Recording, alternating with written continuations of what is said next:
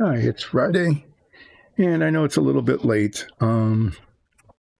Everything that's running on this computer decided that it would be a good time to do an update. And then there are even more updates that I told it not to do yet. So who knows what's going to happen with that. And then some of the updates didn't like the other updates, and it just took a while to get things. I think it looks like it's running. This camera's working, that camera's working. The microphone is moving. I mean, the little line that says something is making sounds on the microphone. The music program, which is supposed to not be running, decided to update. And I don't know if it is running or if it's doing anything. Looks like it's not, so that's good. Even the icons, the little icons on the bottom of the screen that show, which program is running. Yeah, even those have moved. I don't know why this one is even on. Okay, after the stream, maybe I'll take a look at it and see what's going on and why it's going on and that kind of thing. Well, if you were here on Wednesday, you knew that was just a disaster, a horrible, horrible, horrible, terrible disaster. The decals for the sides of the car, okay, the decals for the side of the car, I thought were just one solid decal. Okay, I'll just show you a picture of the real car. It's this stuff, the little sponsorship things and the Lotus Powered by Ford line and that kind of thing. I thought that was just one big decal because the decal set that came with the kit had just one big decal.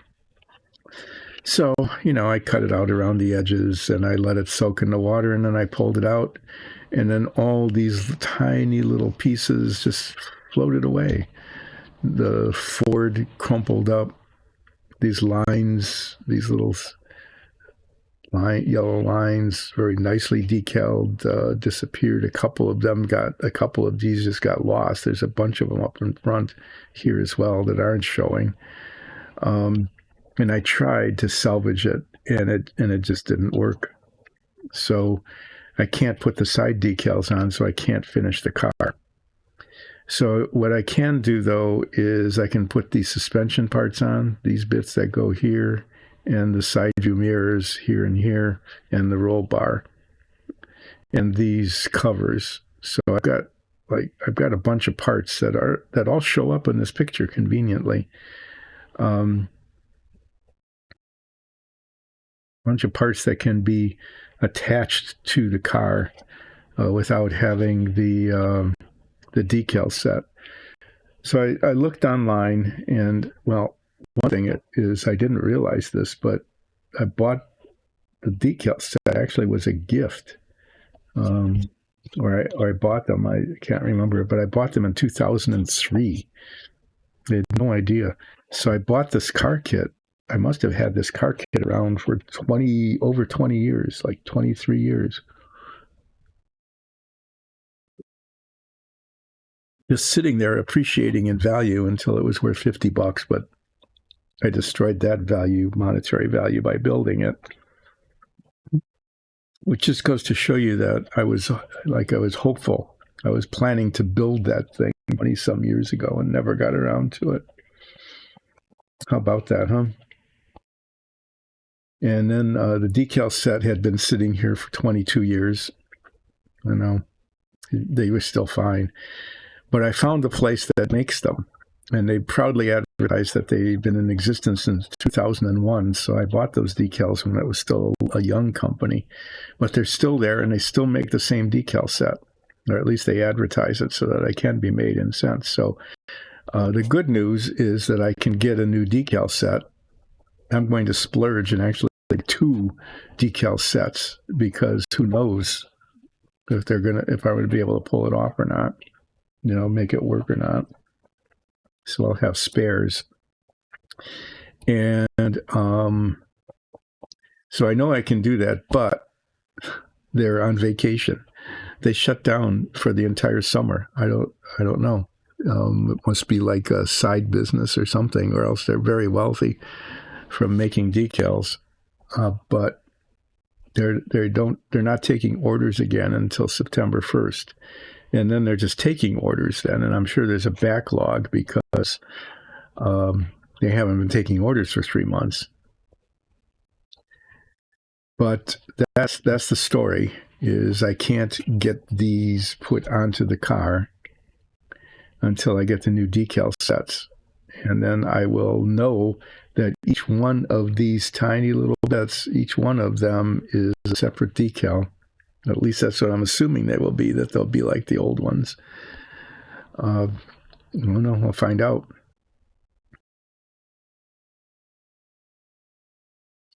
Yeah, so that's the story there. Kind of that's just how it happened. So I'm going to be, I've got these bits that all show up in this picture, the roll bar, the covers for the air intakes and the suspension parts. I've got all those ready to put onto the car. And I suppose I can just go ahead and do that. I'm a little reluctant to put the suspension parts on because they stick out.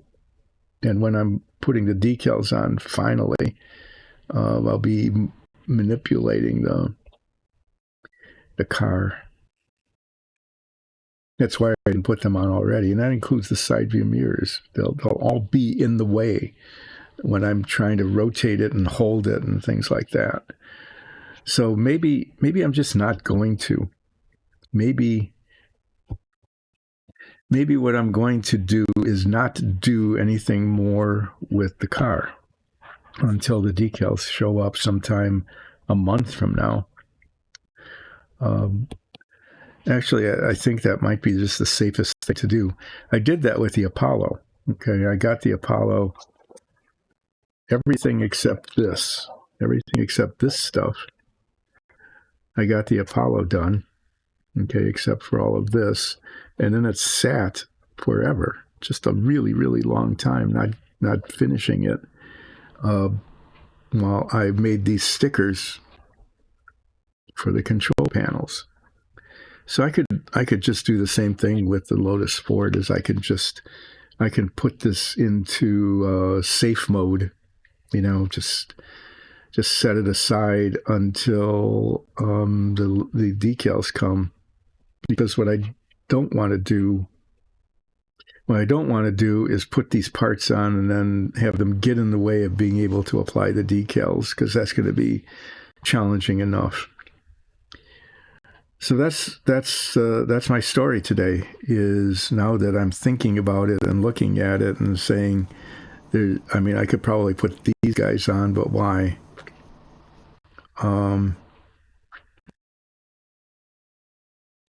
Let's just do that.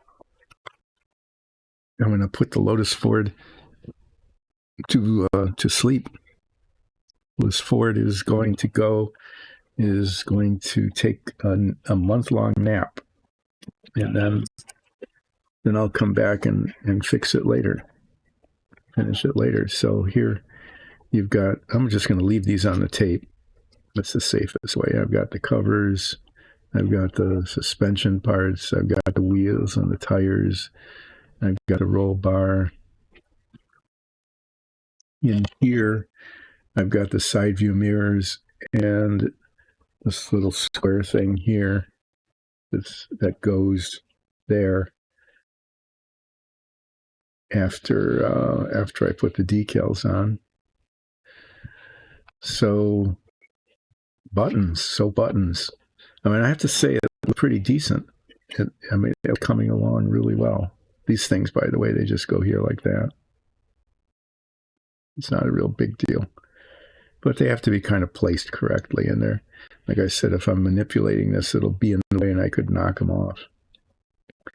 So there, this is going to take a break. I'm going to I want to save this picture for sure because it shows where the decals go, the order in which they go.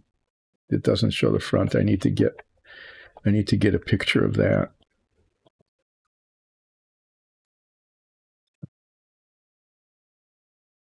Cover this with a paper towel, just so I'm not messing it up.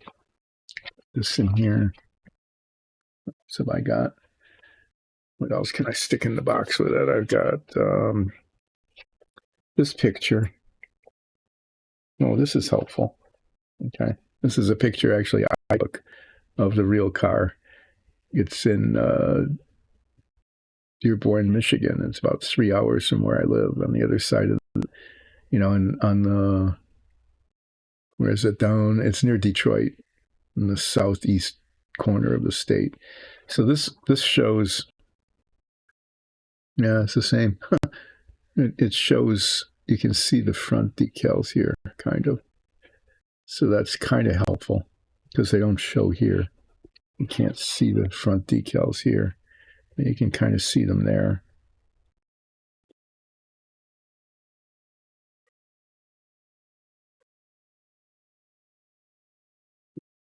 This picture, then it just shows the rear decals.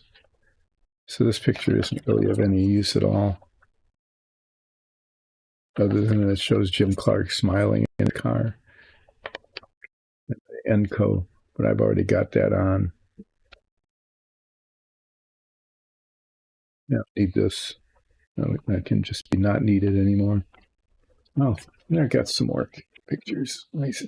I'm gonna clean up here as I'm putting that into hiatus.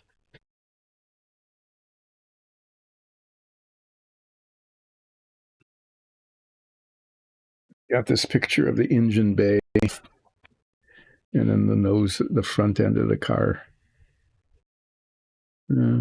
It's kind of a nice picture, isn't it? And this is actually kind of how it looks now.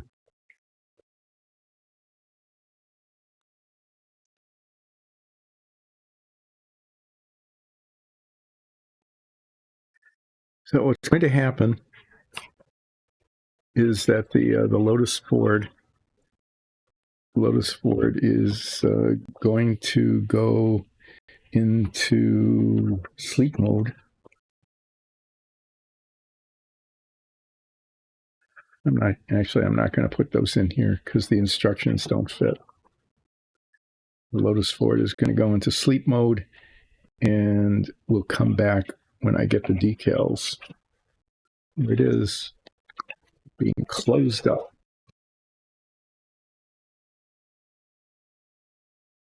I'm going to just set these inside the instruction sheet and make this a little smaller.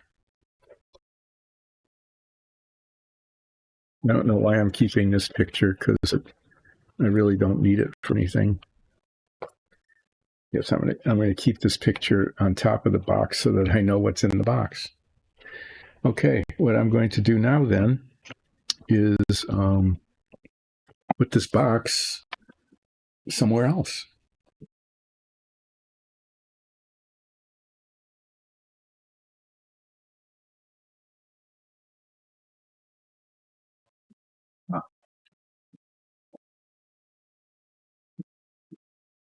Let's keep this out.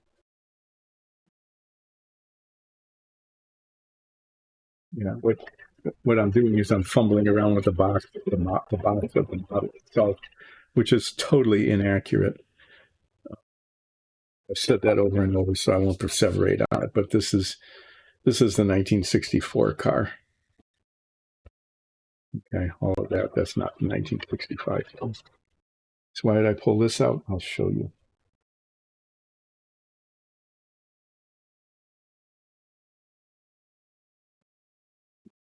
Put this here, base plate.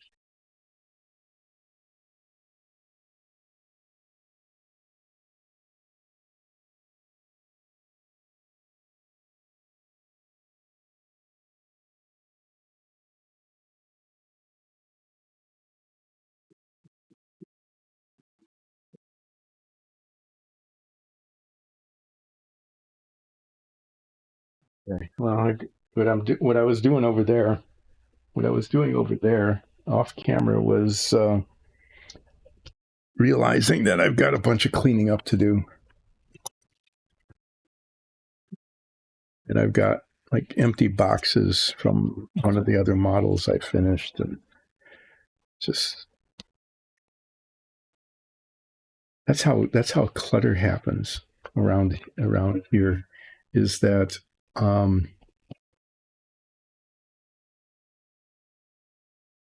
like I finish a model, right? It's done, and but I still have the box and the sprue, and it's like, why don't I just throw away the sprue? What good is that going to do? It's going to be worthless. And the box, the box itself probably is worth maybe $3 to somebody who wants a box, and they got a model with a beat up box and they want it with a good box.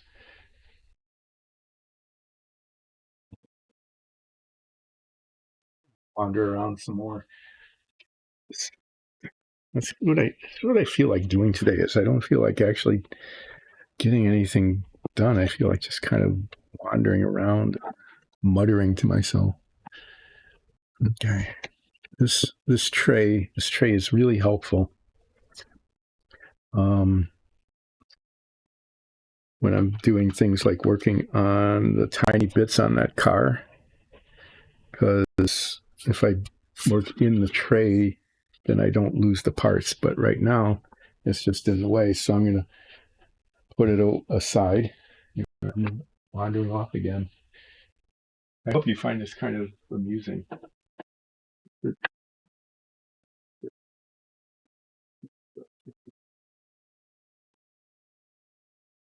Stacking boxes on top of each other.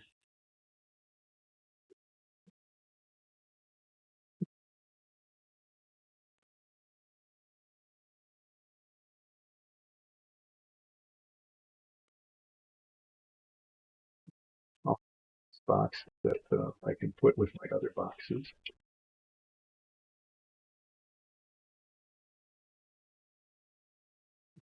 Looking for something.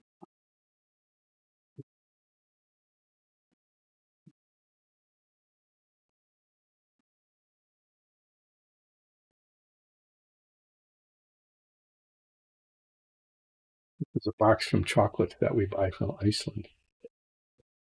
You don't need to know more about it than that. I'm not going to run an ad for the chocolates from Iceland, but the chocolates that come in this box are really good. Found a little pamphlet. There's special offers in here. I'm just wasting time, as you can tell right now. These are testers models. And this must have been inside the box, the Lotus Ford box. This probably has a copyright date on it of like 2000 something. 1979. Oh, you're right. It would be that. So I bought the model in like 2002 or 2003, but it was actually made in the mid 70s. It was a reissue of the original model that was made in the 60s. So I was dealing with really old stuff.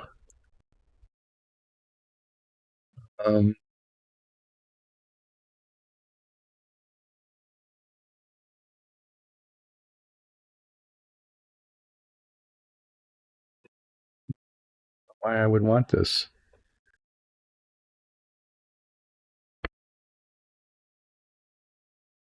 Okay, I don't need this.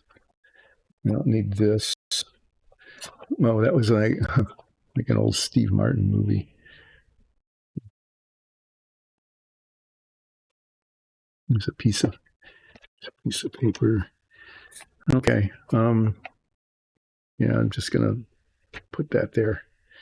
So I'm going to work on the Apollo today. I think if I'm going to accomplish anything, that's the only thing I'll be able to accomplish. But the reason I pulled this out is that the Lotus Ford model, everything was chrome plated except three of the body parts, three of the parts of the chassis itself, the body shell.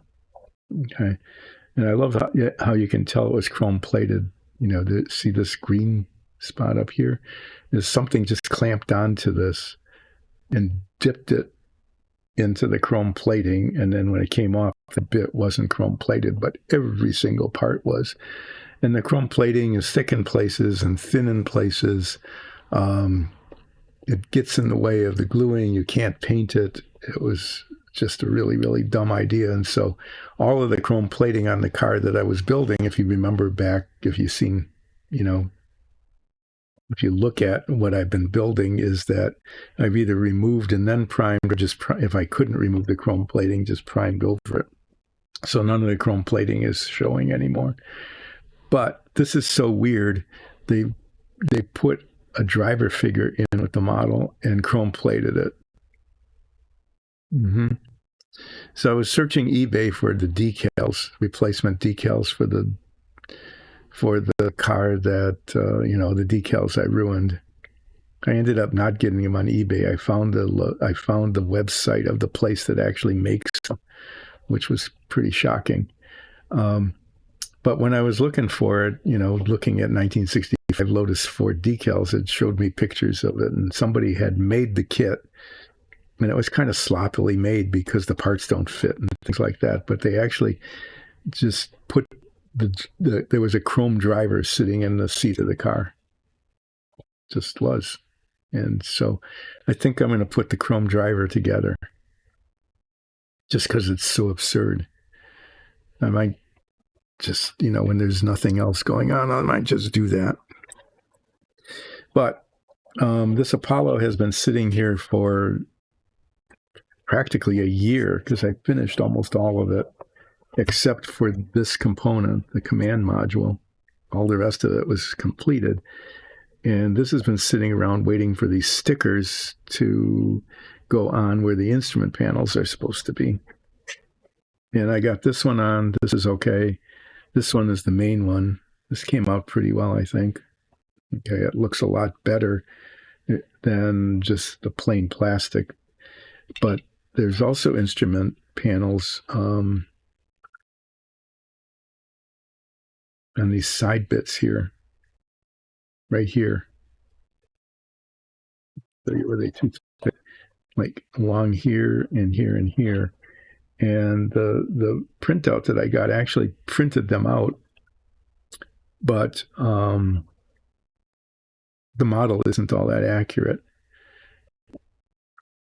Like this will probably fit there or come really close to it. But then I need something here.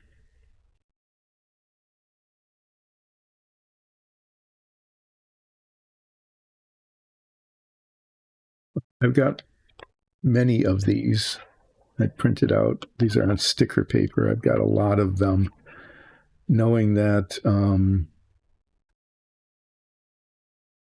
that it probably would get destroyed, like I'd mess them up somehow. So I'm going to try to get these instrument panels on the side panels here.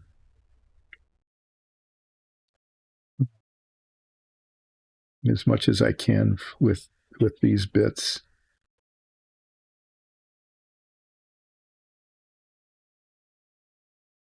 And then assemble it. And on Wednesday, I was test assembling all of this. And like a lot of models, like, including like the car and stuff, they tell you to do them in a certain order. And I have found frequently that if they're done in the order that they're recommending, that the parts don't end up not fitting. So what I'm going to do with this is I'm going to use contact cement. So this chair goes in, the instrument panel, these two side panels, the back panel, they all kind of wrap around here, and then this and this go in. I'm going to use contact cement, and the contact cement is going to give me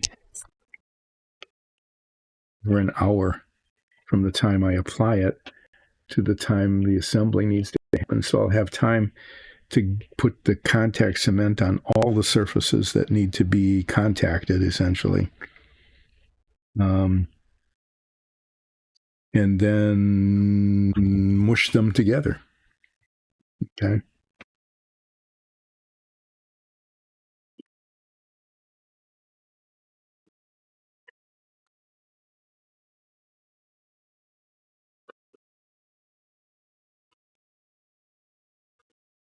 I'm going to start with this bit here. Look, which goes on a little side panel. I have 3 different sizes of this. This is the largest one. If this is too big, I'll know that after I cut it out, right? If this is too big, I have 2 sizes that are smaller. Or I can always just trim it down, I suppose, too. But, it's possible to make these things smaller. You can't really make them bigger. I'll start with the biggest one and go from there.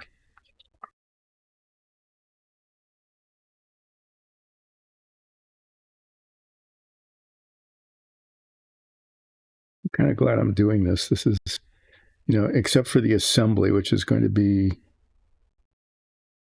I'll probably be grumping about that as I do it, because the parts are going to want to move around and not fit where they're supposed to go, and they might slip and who knows what. So I'll probably be grumpy while I'm assembling this, assuming I get around to that today. I don't know.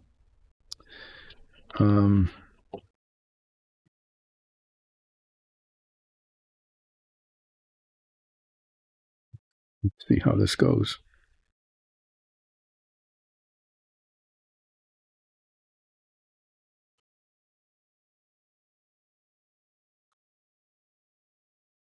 Right-handed, I can only do things in a right-handed way.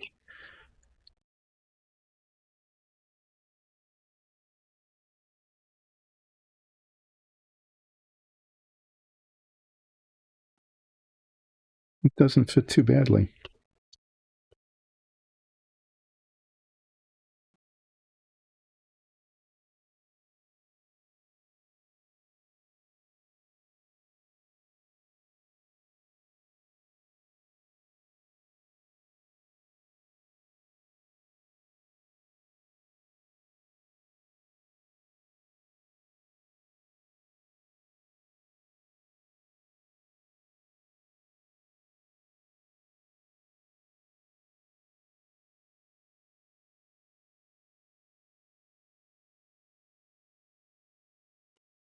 I think what I'm going to do is I'm just going to stick that on and then trim it after it's stuck.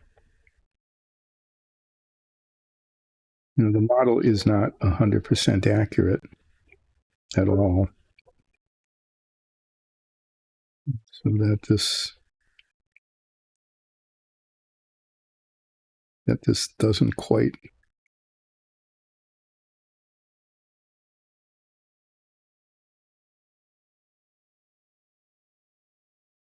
And at least it gives the impression of being an instrument panel, which is good.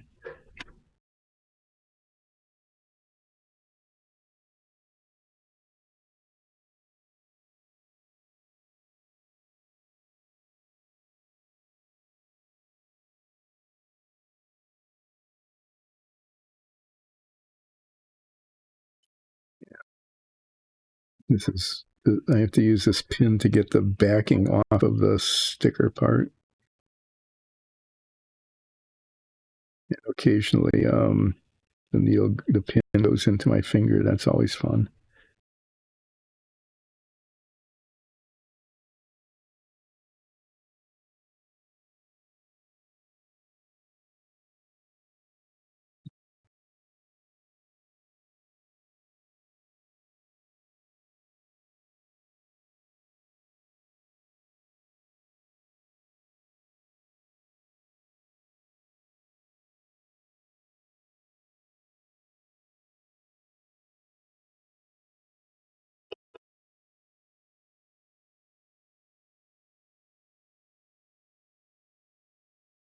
But usually, if I use a pair of tweezers like this to hold it, to get it in place, what usually happens is that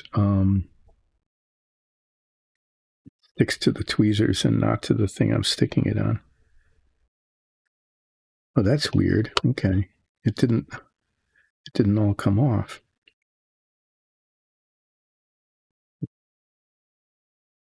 I know this is a sticky paper because it's what I've been using for the rest of it, but there's an extra layer of paper and it didn't come off.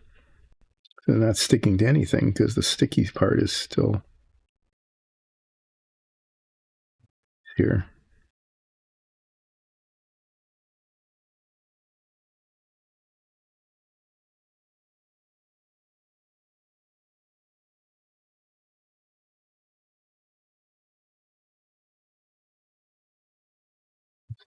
What's going on with this?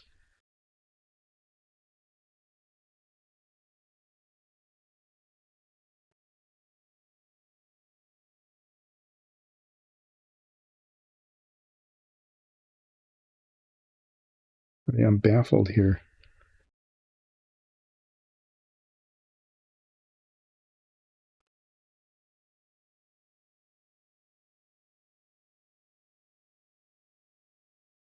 Yeah, that's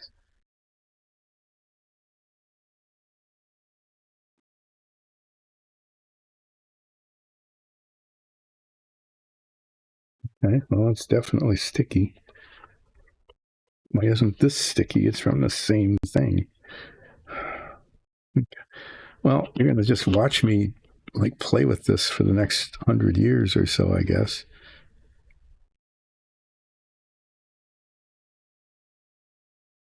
If I attempt to get the paper off of the sticky bit.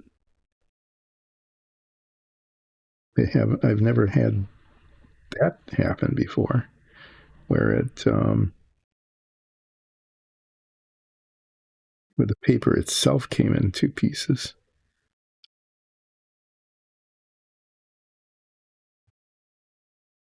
There's always something. What can I say? There's always something.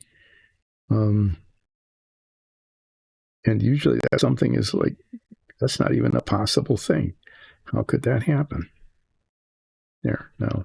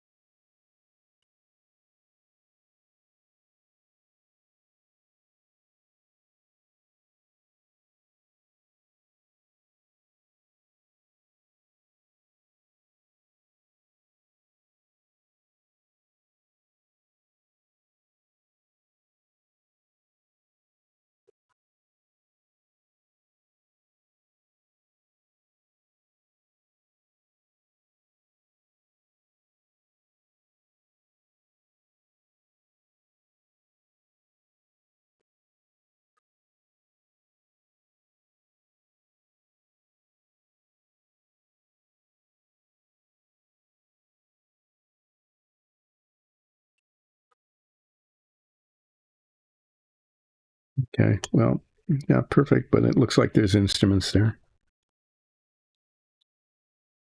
Do the same thing on the other side. I'll just kind of go back and forth on this, I think.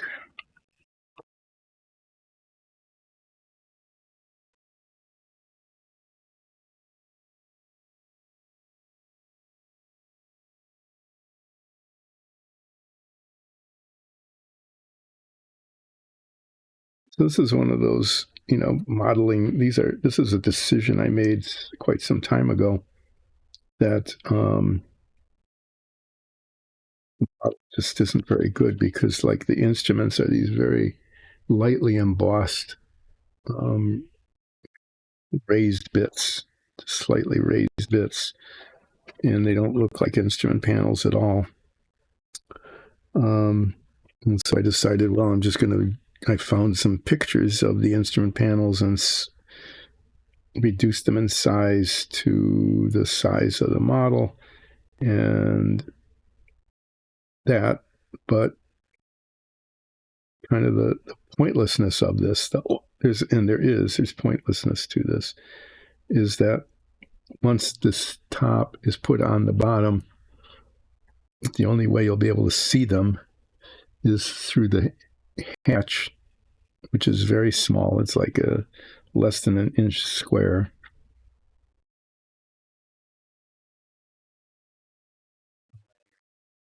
And then you have to kind of bend down and look up inside. So I'm kind of wasting my time doing this, really.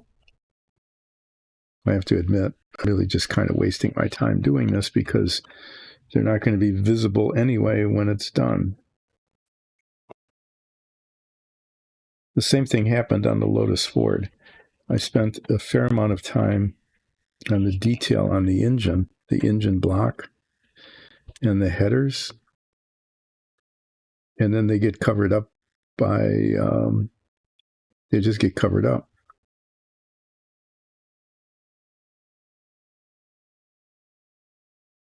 So it's, well, that was an exercise in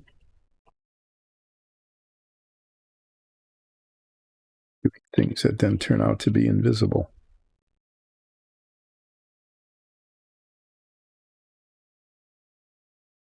Let's see how good I am with tweezers.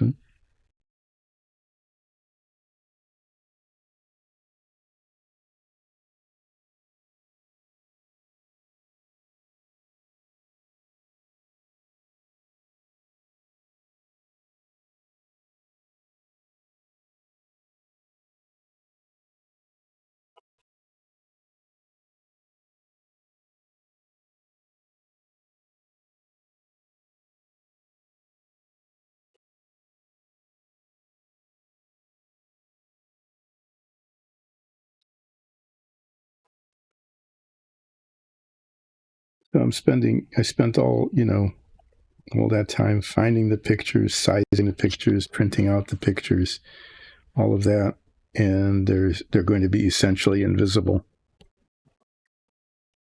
pretty much invisible once I put this together. So, well, at least I'll know that they're there.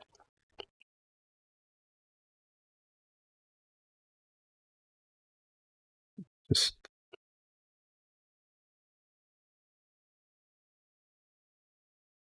do it sound like this.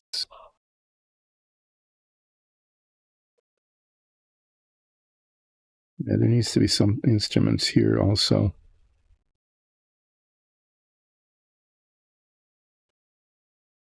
I'm going to do for that.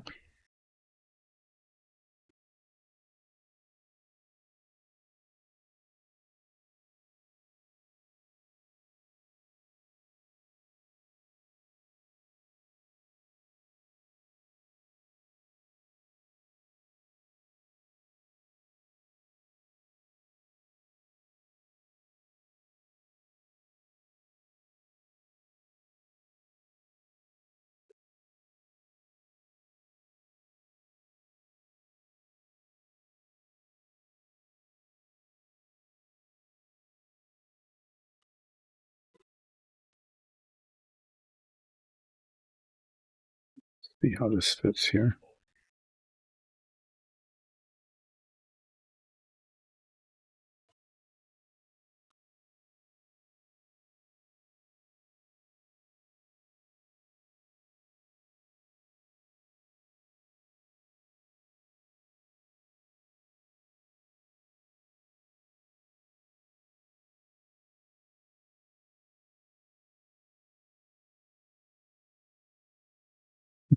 I'm just going to do that. This might work out okay. Show you. I'm going to put this on and then fold it down. And I think it'll look okay.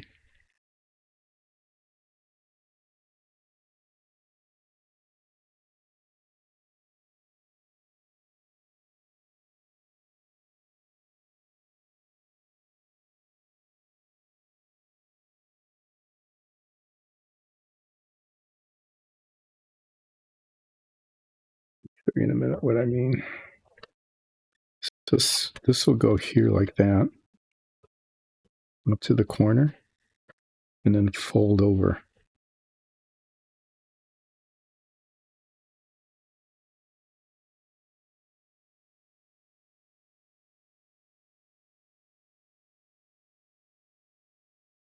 Yeah, not historically accurate, but it's sort of somewhat aesthetically pleasing, I think. I think it'll look you know, it'll look okay.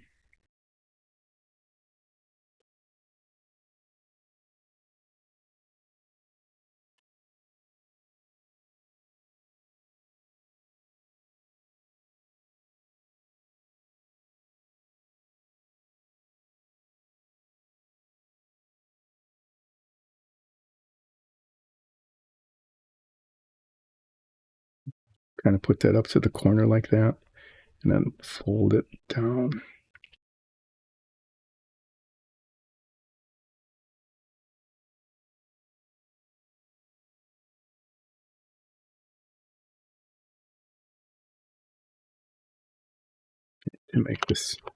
Need to make this smaller.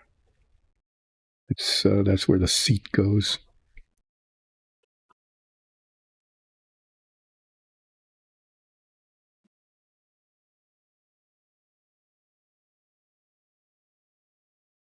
Unlike decals, I can pull this up without it falling apart, which is kind of nice. Something just got knocked off. I wonder what that was.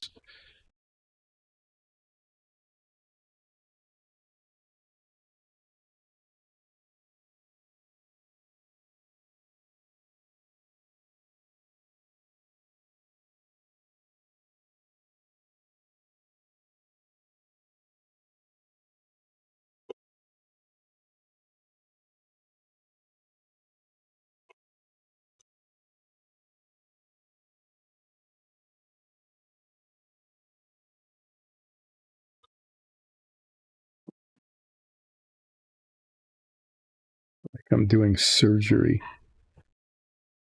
Actually, I kind of am, aren't I?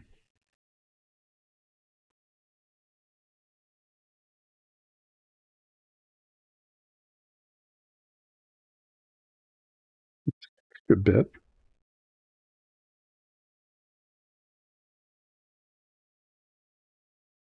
Extra bit will just fit right here.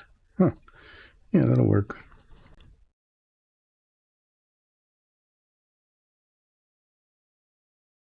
Put the bigger switches on the bottom.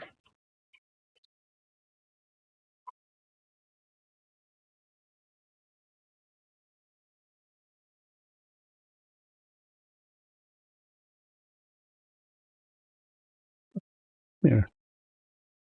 Make use of the scrap. Pretty good.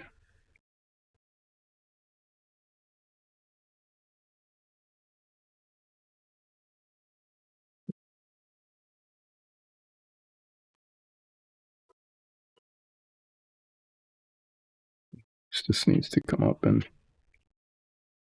cut it off at the top here.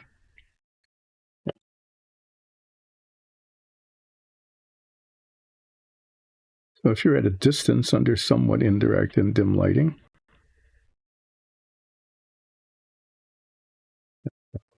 it will look kind of okay.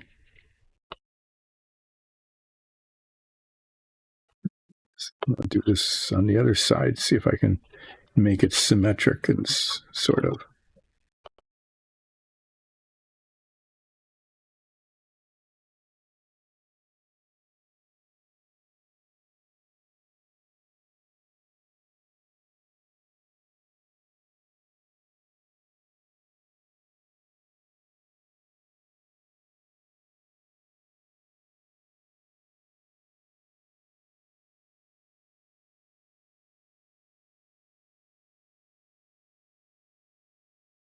Got after this, I'll have like 4 sheets of sticky backed instrument panels for the Apollo set if anybody wants some. There they are.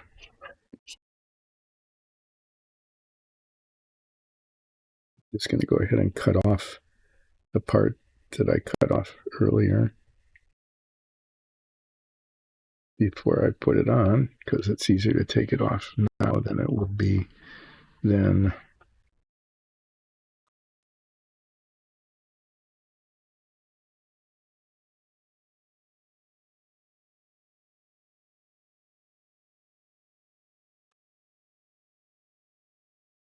Great. I lost my little pin. That's the one thing I really needed, is the little pin.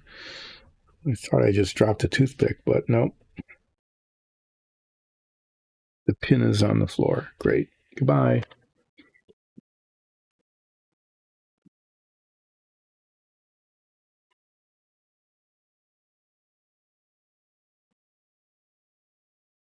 Actually managed to find it. That is always kind of a shock. Virtually every time I drop something on the floor, it just goes into the lost sock oblivion, just disappears.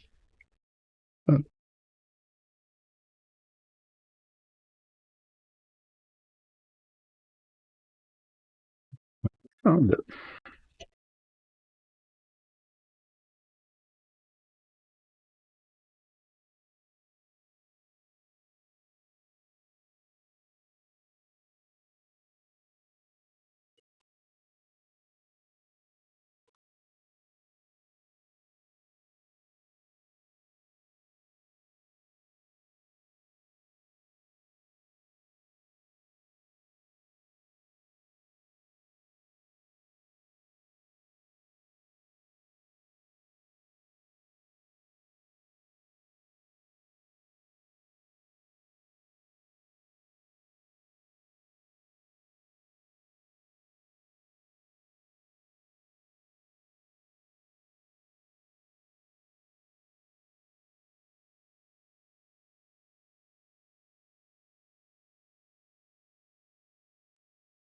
Sure.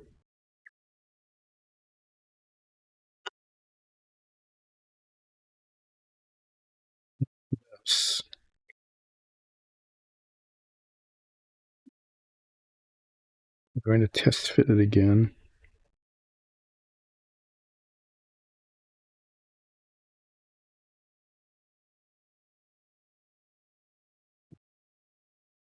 In order to identify the where I need to put the contact cement.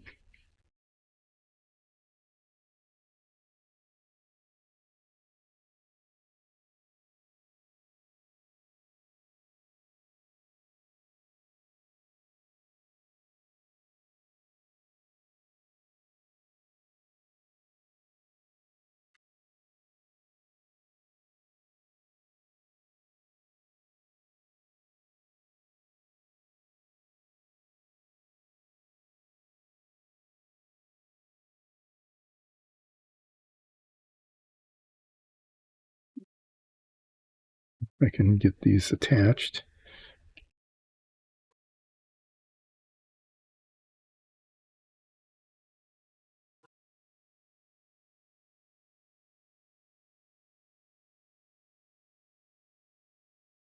Sort of.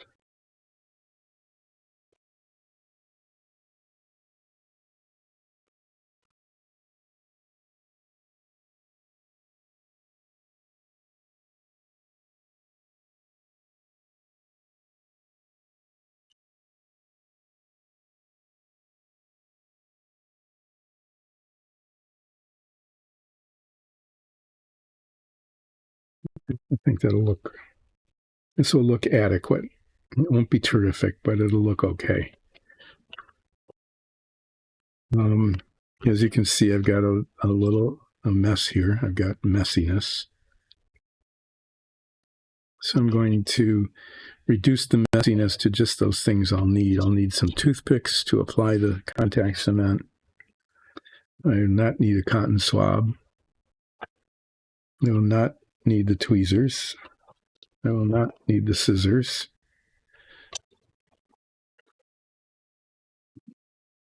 They will not need this pin. I'll not need the stickers.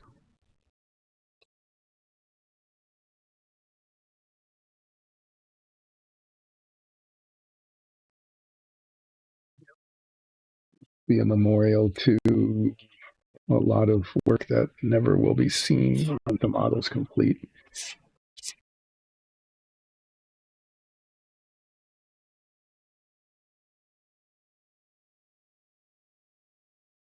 Sweeping up all these tiny little bits of paper, and then this is stuck on there. Yep.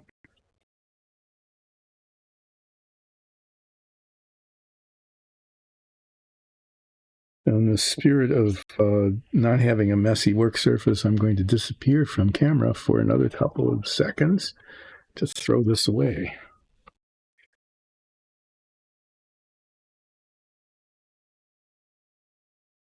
Ta-da! Thrown away. All right. I'm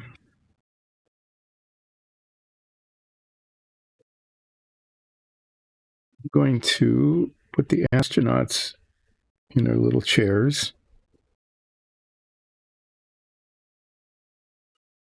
Instructions say to paint these blue, but when I checked the pictures of the real command module, they were not blue. Why is there no paint on this guy's shoe?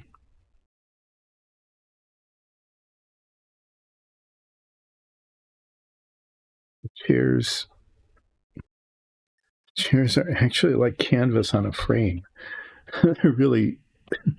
they're not even like very good camp chairs.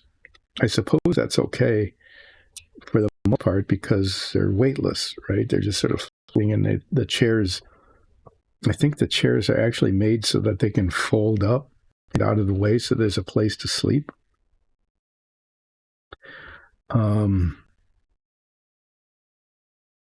But the yeah, they look really shoddy. I can't imagine that they're terribly comfortable. So there's the very, very clean astronauts, sitting in their clean chairs, all in exactly the same pose because it's just the same mold. And I'm just going to rubber cement them on. Why rubber cement? Well, why not? I just want them to kind of stick. They don't need to be there permanently. I could use contact cement, but this is sort of safer, I think. Then if I need to, I can take them off. If it doesn't fit right, I can take them off and start over without having the surfaces marred too much.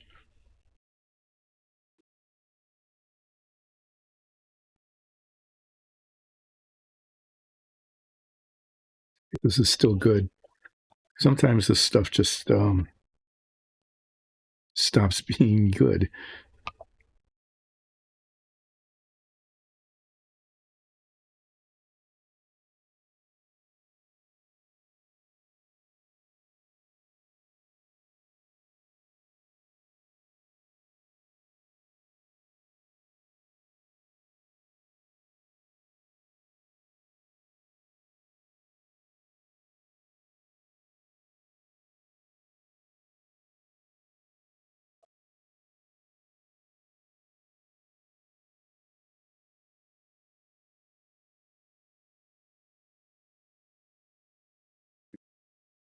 Important to get it on all over one's hands.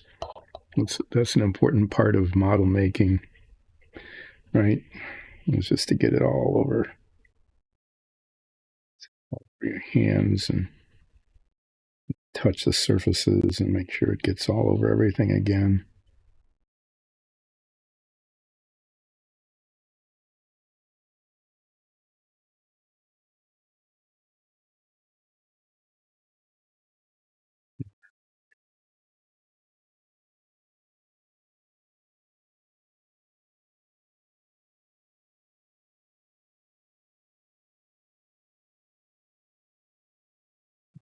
Got it in the right place on both the seat and the guys.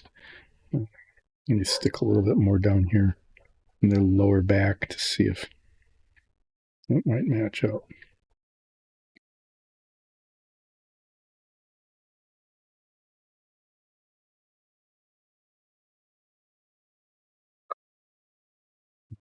That just got all stringy and yucky.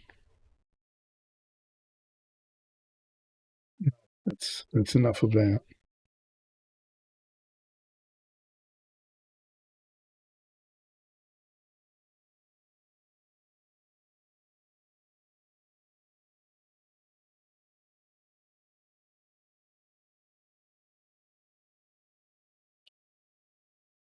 It's probably a good idea to cap things up instead of sitting there because I don't know about you, but sometimes I'll just like reach for something and let's knock it over, and then I'd have this big blob of rubber cement sitting here on the workbench, and I'll get to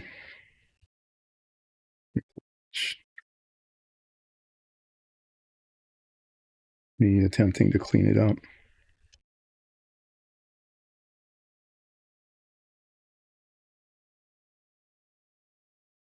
Okay, well, the important thing is that they don't fall out. There, there they are. They're all happily sitting in their canvas camp chairs.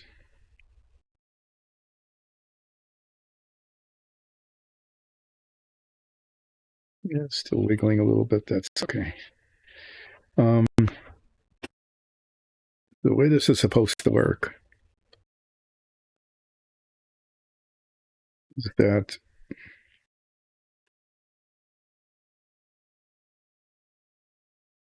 so those attach down at the bottom like that, right? And then this attaches here in the middle.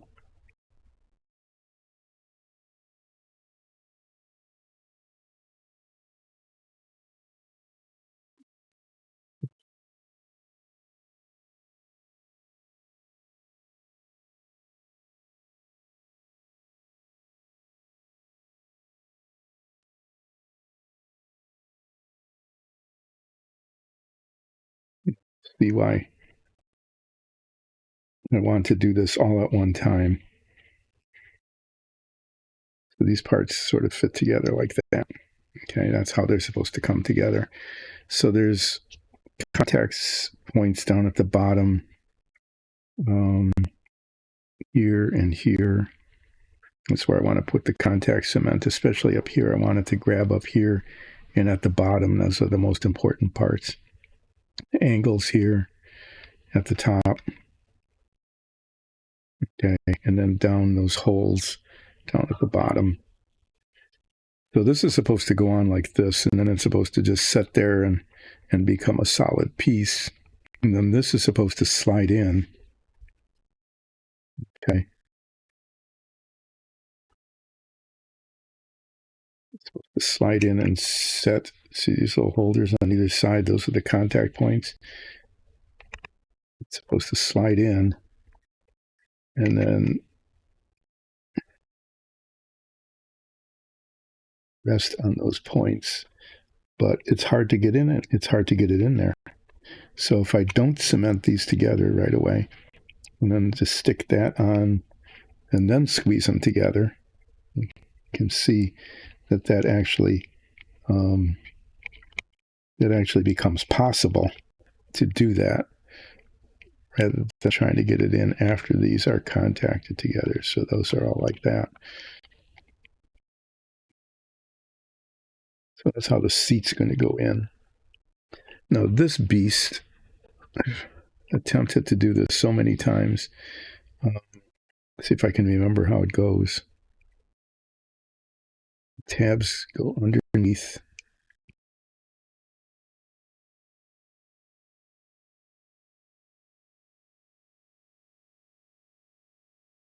Yeah, that's another thing where it goes on. It doesn't go on very easily if this is already set.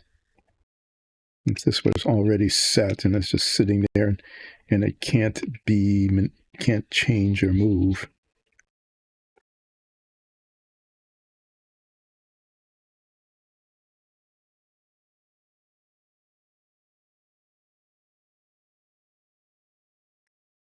Tabs are supposed to go under here, but they just don't fit.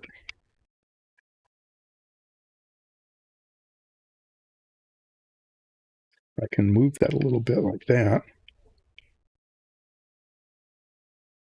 And then squeeze it together and get it to work. So the contact points on this they're actually right here. Once this is together, that holds really pretty well. And the contact points are at the very top here. That's where I'm going to put some contact cement. You can see, if you look in here, okay, you can see it looks like instrument panels now. See, it's pretty neat, huh? Except this one is wrinkled. Why did this wrinkle?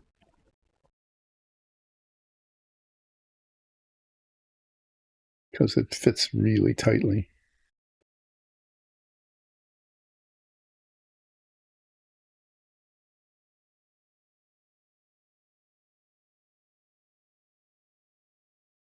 So you can see why. You can see why I want to use contact cement, so I can manipulate these pieces into place, kind of adjust them.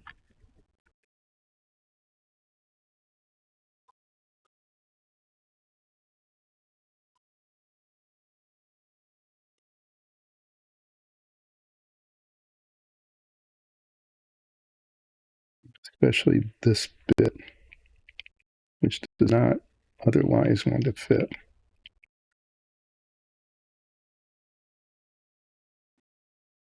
Okay. And then squeeze it together and hold it so that up here, especially these points up here, grip up here, and it looks like in the back here. So the contact cement points will be here and here, and I don't know if you can see it, but along the back here, and then on the bottom in there.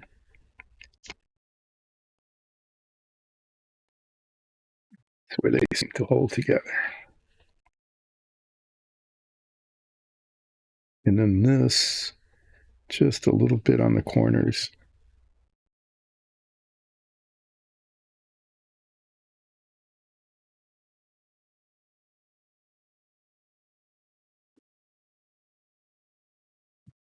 Okay. Yeah, and it looks pretty good from the inside. When I have to say that I'm pleasantly surprised.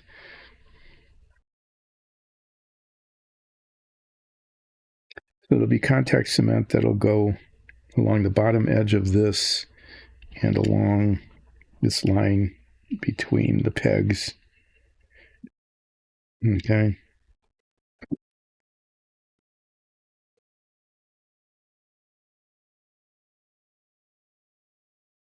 Here and here to hold the seat on. So on the bottom of this and the bottom of that. And then on this,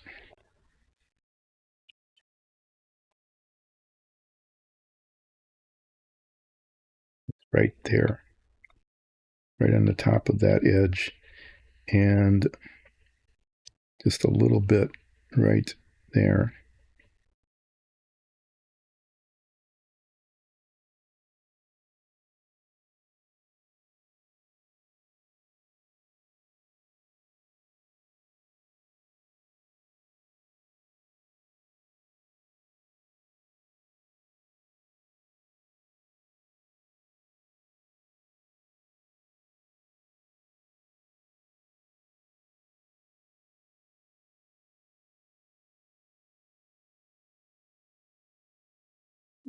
Okay. So the nice thing about the contact cement is I can apply it to all of these edges. Okay. And I then have hours to actually get the parts together. They actually recommend waiting a minimum of 15 minutes, which in this case won't be hard. It'll take at least that long. Okay, I'm going to start I'm going to start on this.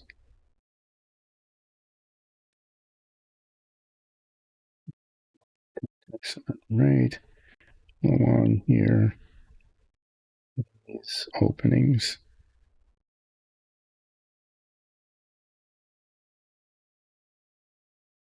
Practicing.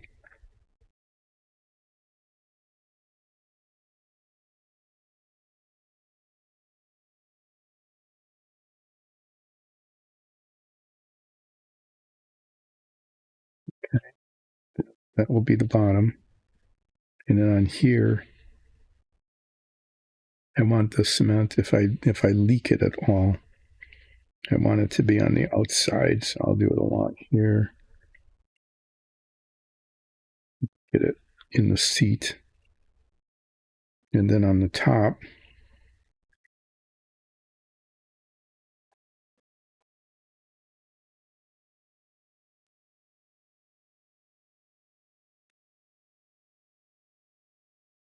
I say again, they were, it was like right along here. I forgot where this one was.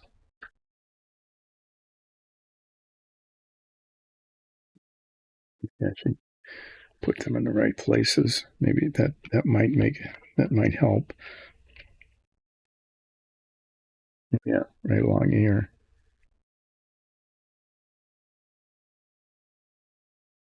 There and there. And on here, it's here and right along this edge. Okay.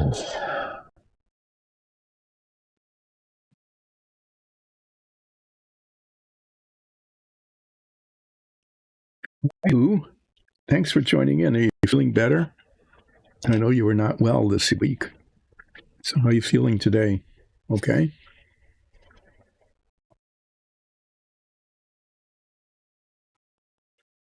Done flips in a while.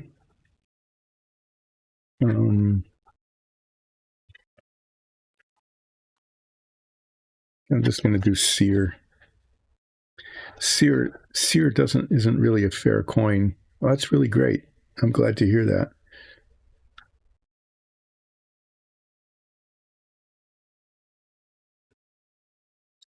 Because it's kind of curved a little bit, so it doesn't land flat. I mean, it's not random, but here, let's do this. Sear, 2 sear, 3 sear. Yeah, it's not a.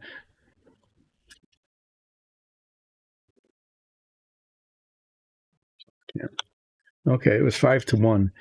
So if you wanted to do betting and you were flipping this little piece of stir stick from paint, you want to bet on sear up, and then you just lose.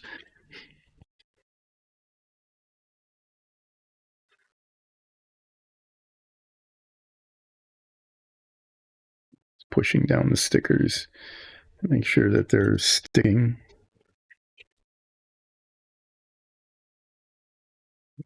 Once this is put together, it'll be impossible to reach these stickers. So if they start peeling off a couple of years or weeks or months or something, they start peeling off, then they're just going to peel off.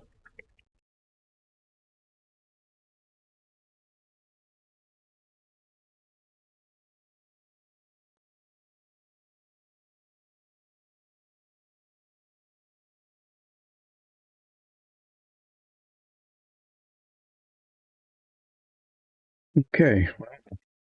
I have said before, you can't finish unless you get started.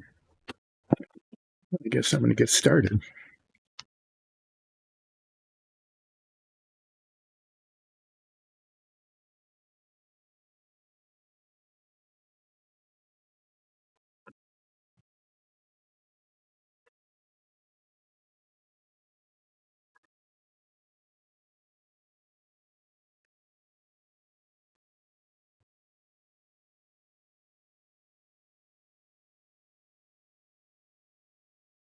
contact cement works on the lid of the contact cement jar, as well as the stuff it contacts later. Great.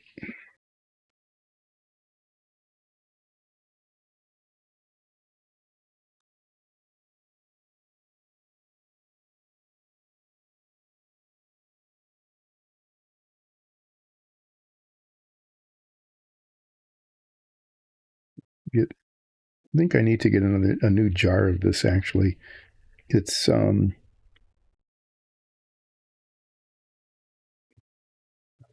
liquid as it had been.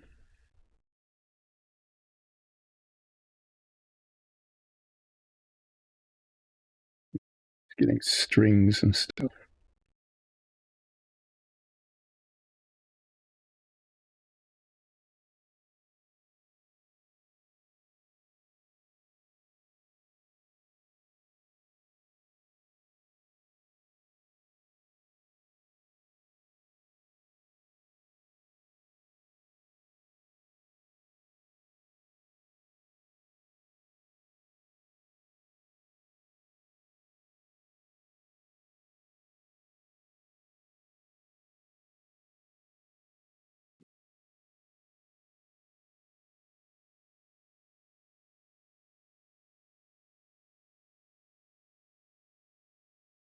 I have another brand of this, but it is so gel-like that it's just way too viscous to be usable. I had used it in the past, but this is much easier because it's just more liquid.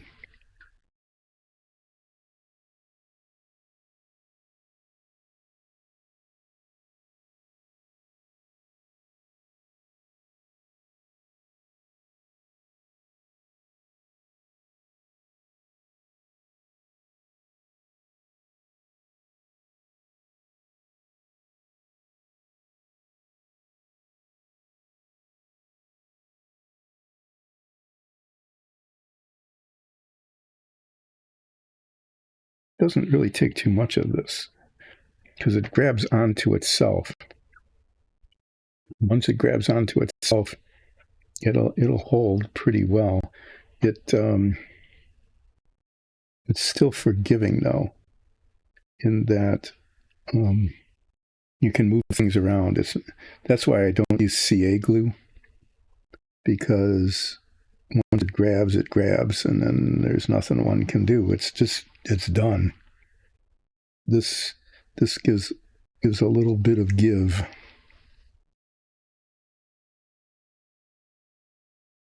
And I can put it on like this, and I've got until the end of the stream basically to get the parts together.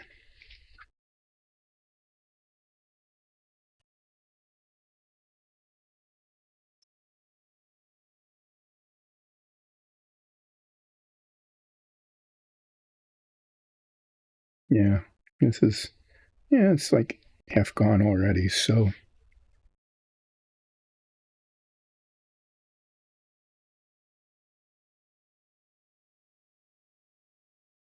it's getting really close to time for a new jar.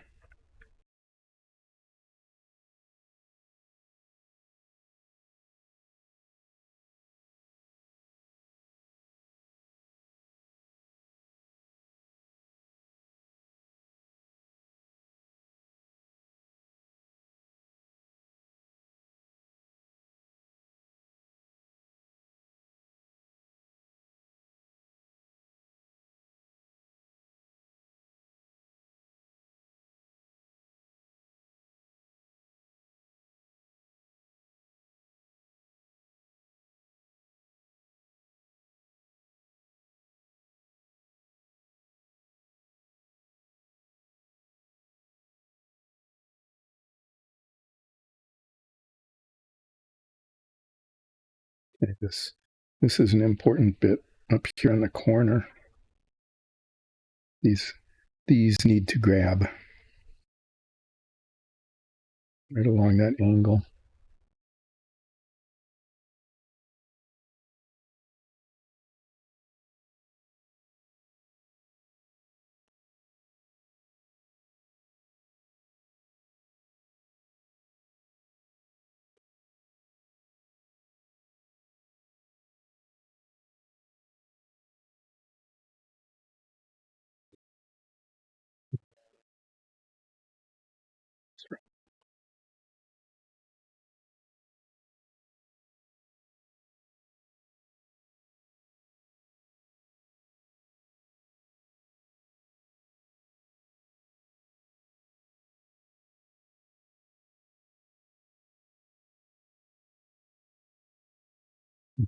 Great.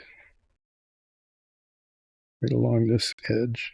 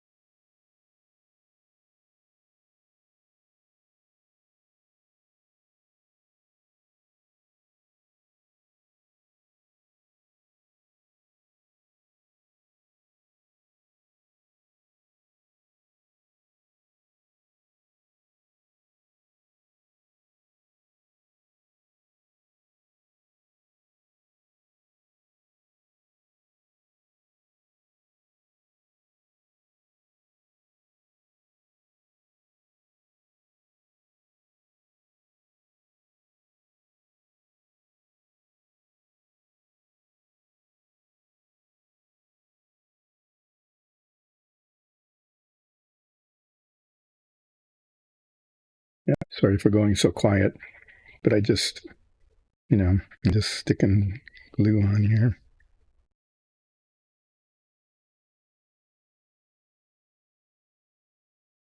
Fingers don't wiggle.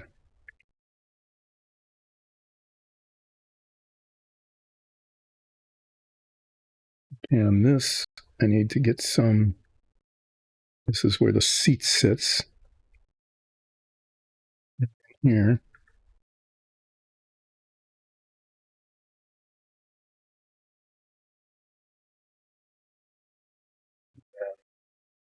Just like on the other piece.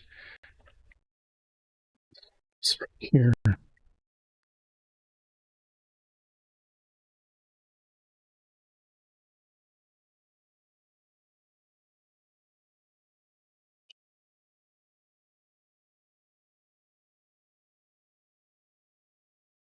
This edge here. Right in the triangle.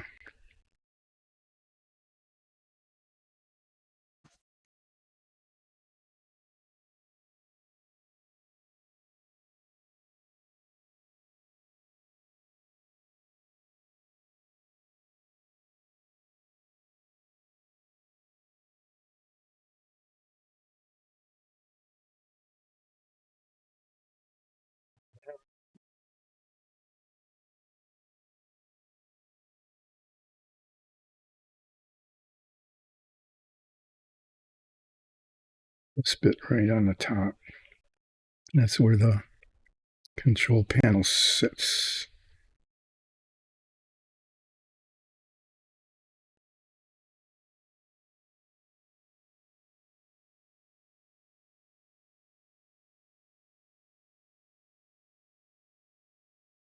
Okay, well, this toothpick is useless. Got too much of a buildup of cement on it.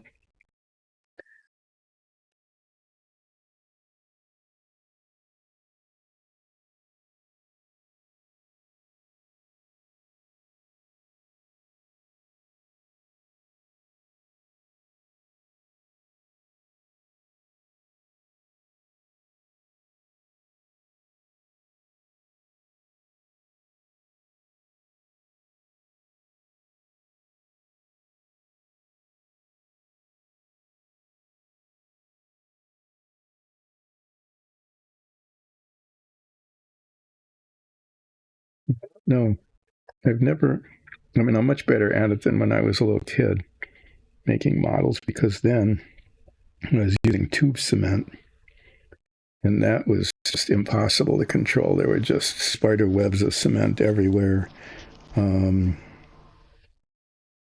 Just a horrible mess. Just everything it touched was practically, it was just a ruin. Okay, just everything had fingerprints on it and stuff. It was really, really awful.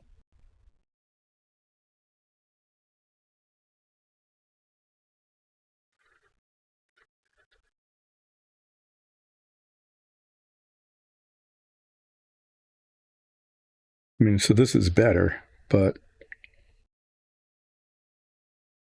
just even with like tiny little toothpick or a pin. I don't know. There are people who are just so much better at this.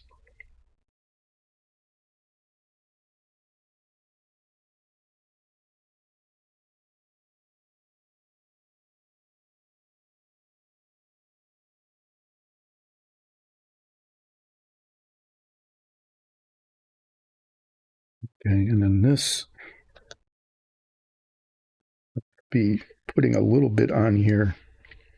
I don't know if it's going to actually make contact or not, but this is pretty much where that sits on the place where it sits.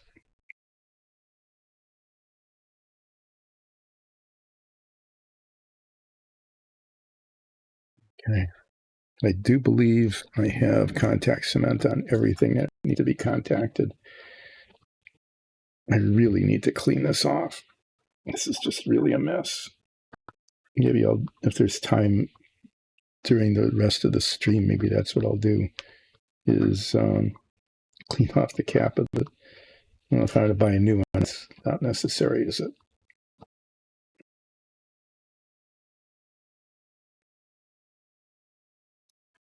Okay.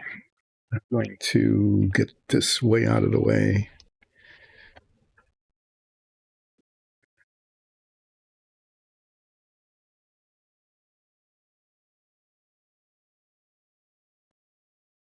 The camera forward. This camera? Sorry. My hair.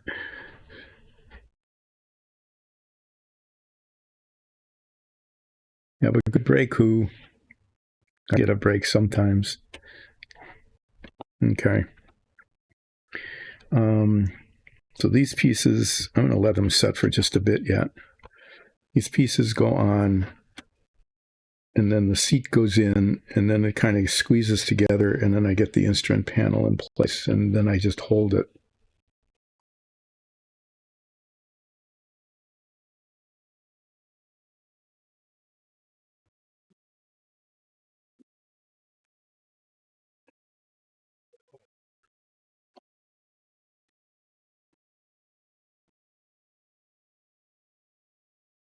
This is going to be a big deal, getting this done. This has been sitting around for almost a year waiting for this to happen. Kind of, what can you say?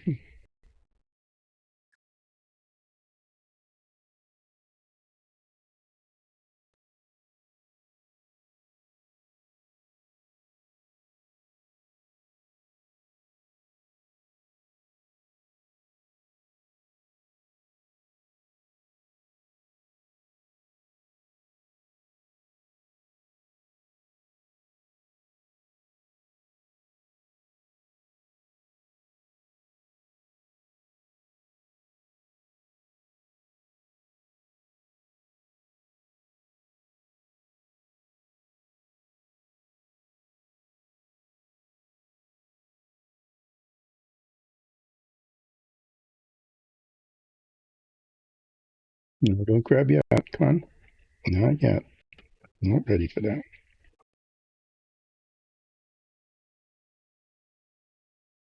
I've yet to figure out how to get this in.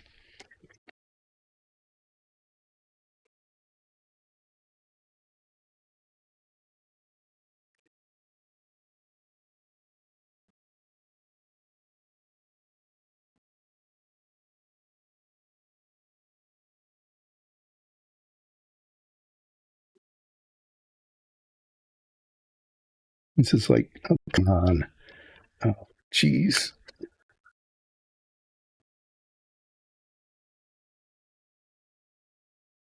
Really?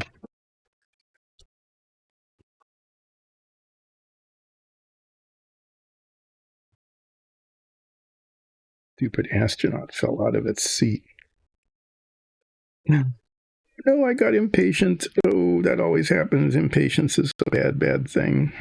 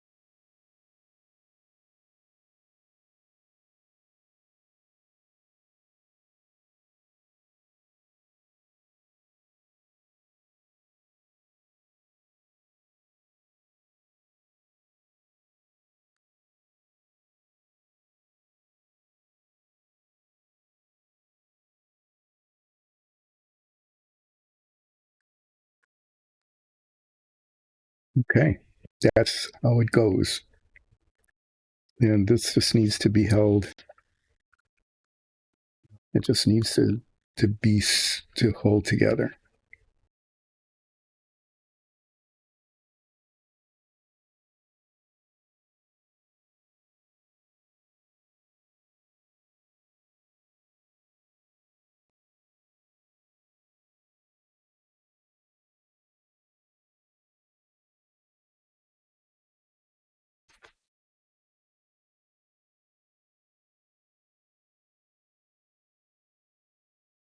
All of this on the outside is going to be invisible because it ends up being covered by top of the Apollo thing.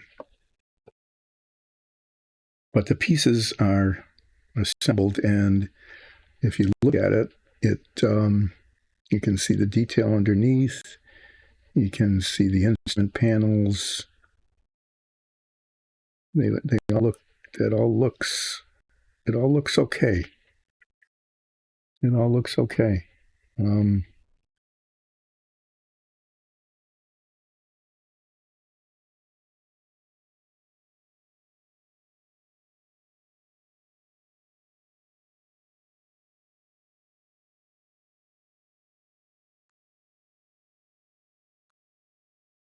Not coming apart.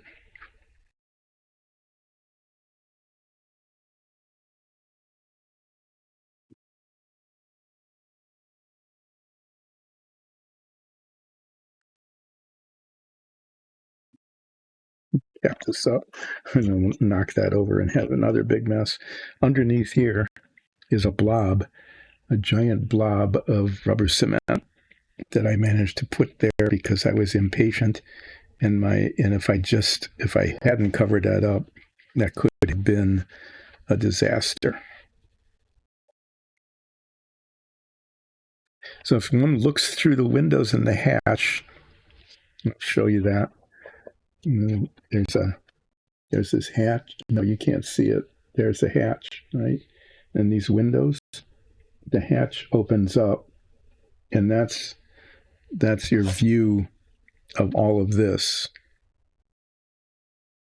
once that's put on.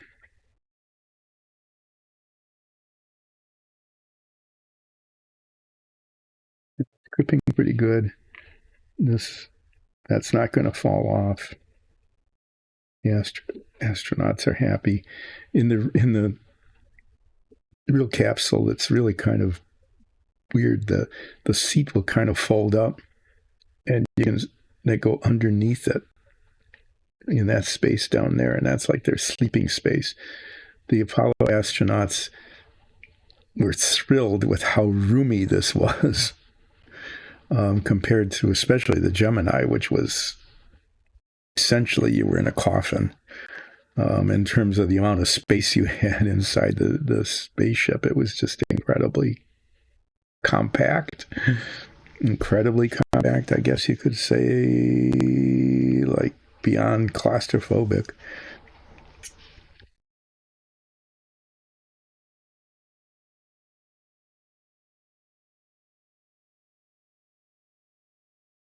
I'm almost tempted to take that and not cement it on, so you could lift it up and see the inside of this, because I spent all that time painting it and putting stickers on and everything. But the best thing for me to do now, okay, is to let this set until Monday, and then I can play around with the top. I can show you a little bit about this. All of these pieces come apart. They're designed to come apart so that you can recreate the Apollo mission. So this is the hatch. If you can, here, let me get this out of the way. Get my pointer out. This is the hatch that attaches to the lunar module, and they go back and forth through that when it's open. Now, it's obviously closed. These are the parachutes. These three things here are the parachutes. And then these are the controllers for the explosive devices, these red bits down here that blow up to release parachutes. And this shroud, this bit goes over the top of that.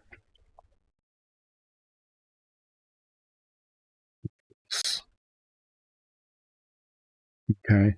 And stays there. Okay. Until they need the parachutes, and then it comes off. Damn it. I just knocked the door off. Okay. Well, I'll have to deal with that later. The inside of the door, I detailed it. I even put a little ring around the window. Okay, I'll have to deal with that some other time. I want the door to stay open, actually, for display. So this stays on until the parachutes are needed. And then on top of this, during launch, there's this bit that sits on top of that.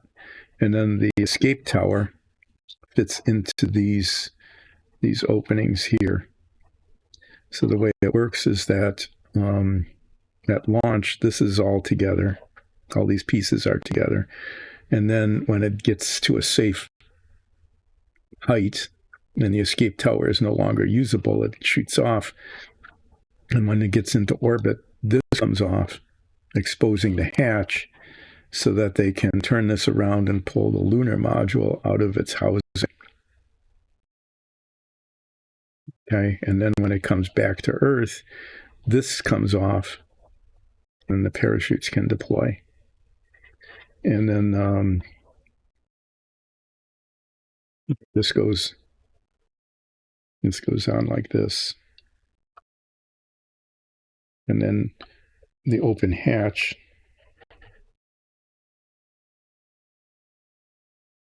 that's where you can see the inside. It's not bad. That's not a bad view. It looks okay with this on it, as long as the hatch is off.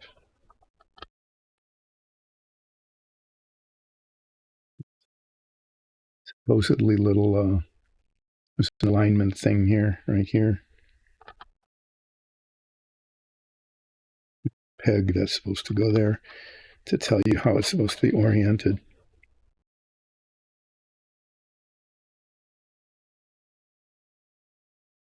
And then this hatch, it's supposed to open and close, but it just doesn't. And I'm going to have to get this back on here. I put this on many times and it just keeps falling off. And what I was able to do actually is get this hatch in, and then it was opening on the inside instead of the outside. So it was just a problem. So what I want is to keep it open so you can see on the inside. But I also don't want to break it. And this is the time of the stream when I would do something dumb like break the little pins off. And then there's these little windows, little bitty windows you can look in. So this is going to be okay once it's done. And I was thinking about not cementing this on, but I'm definitely going to attach it after this is all set up and ready. After this is all set up and ready to be assembled, and then the Apollo actually will be done once I get the door back on and this attached to that. That's it. And I've got the little walking on the moon guy. And I've got, I actually have a moon thing. It's got a base for the moon base. Oh, I'm wrong. There is one more. There are some other things that need to be done. I almost forgot about that. The shroud that holds the lunar module, the base of this model, I never finished. Okay, so just to recap, under this paper towel, I've got a mass of rubber cement that needs to come up. I'll probably do that now while I'm thinking of it.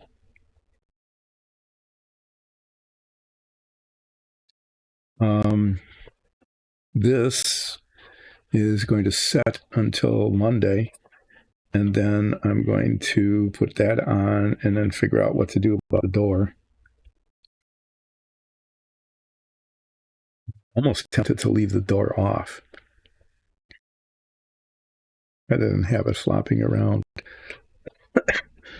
And then I don't know, maybe I'll pull some of the other parts out. I need to do the shroud, though. I need to find it. It's in a box over there. It opens up like petals. It's got hinges on the bottom that hold it up, and then they're supposed to open up. And it will do that, but only when it's put together.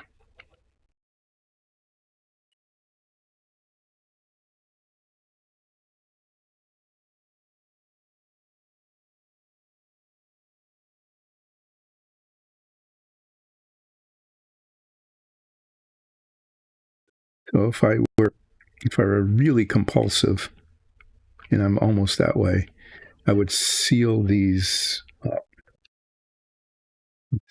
openings here and here. But you can't really see them from the outside. Okay, I'm going to quit playing with that before I do something wrong and close this up. Yeah, this is what I'm talking about. This is the shroud. So there's this round base, and then there's these 4 panels with these hinges on them. The hinges are kind of touchy, but they need to be cemented on, and I can do that on Monday too when I put this together. But this is the whole thing. There's the shroud part. There's the 2 parts to the lunar module. You can only see one of them here, but there's the descent stage underneath that. So those are 2 separate models.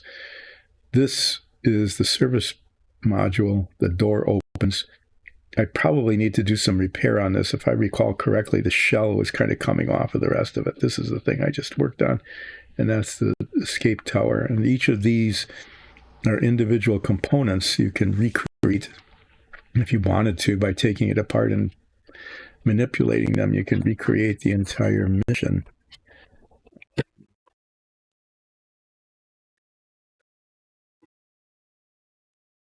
Yeah, here it is. Here's recreating the mission, right? So this takes off, this whole stack. Why not? Look at that. And the launch escape system, it shoots off. Okay. And then this little cone comes off so that it exposes the hatch. And then the mission worked is that this whole stack, the command and service module combination rotated 180 degrees, inserted the probe into the lunar module. These 2 parts are attached to each other. Okay. Attached to that, and then pulled it out. And then that's what went to the moon in this configuration here. The legs are folded up. And then when it got to the moon, this detached and landed, the legs opened up. And the astronaut came out. Okay. And then when it left, the ascent stage, leaving the descent stage behind, the ascent stage went up and reconnected to the command module. Okay, like that. And when it got back to Earth, the LEM, the Lunar Excursion Module, just got thrown away. The service module just got thrown away. The command module burned through the atmosphere, and then this shroud that I showed you came off, opening the access, showing the parachutes so that they could deploy.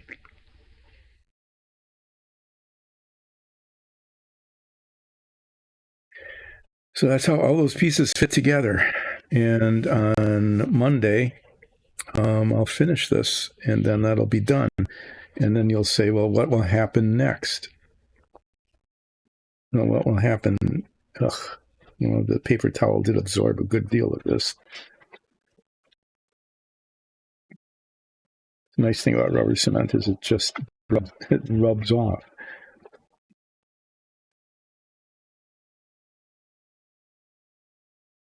So what will happen next while I am waiting for the decals for the Lotus Ford, which will be almost a month from now, because I can't even order them until September 1st. That's the first order date that they have.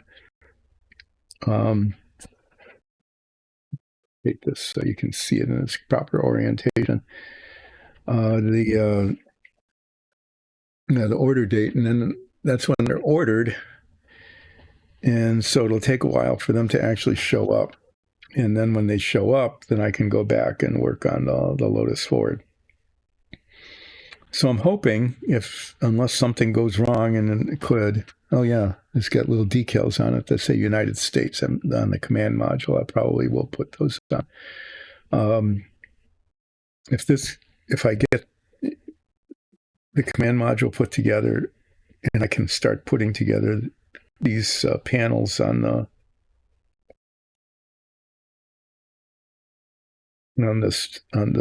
shroud for the lunar excursion module, the Apollo will be done. And then what I'm going to be working on is the next thing.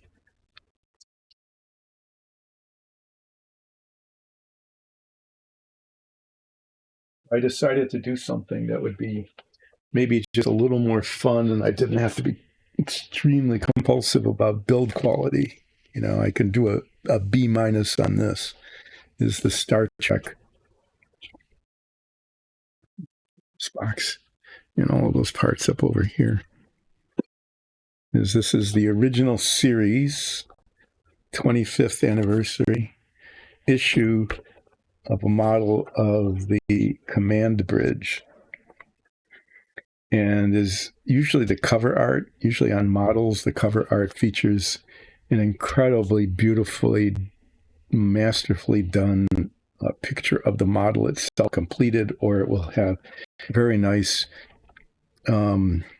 drawing, painting of the model as it's supposed to be, of the real thing, like X-15 or whatever. You can see from the cover art, the quality of the cover art. Look at that. That's just amazing.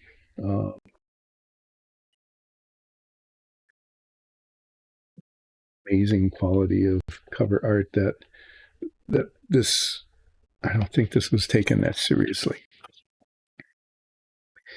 I could, I actually could open this today, but I'm not going to.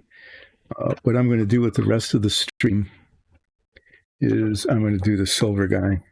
But I wanted to show you that next week, as I'm finishing up the command module, I'll probably open this and actually even get started on it next week, Wednesday, probably. At least I'll open it up and see what I've got inside. I've seen on eBay an opened kit, and essentially it's just a whole lot of white parts. Maybe there's an instruction sheet, I hope so, and a bunch of stickers for all of this stuff, all of these things. There's stickers that go on, kind of like the stickers I made for the command module control panel, except that these become with the kit, and they look just like this. They look like silly stickers. So something to look forward to on Monday is the removal of the cellophane. So what will I do the rest of the stream, since apparently I've got like an hour left? I'm not sure I'll use that much. I want to work on the silver guy.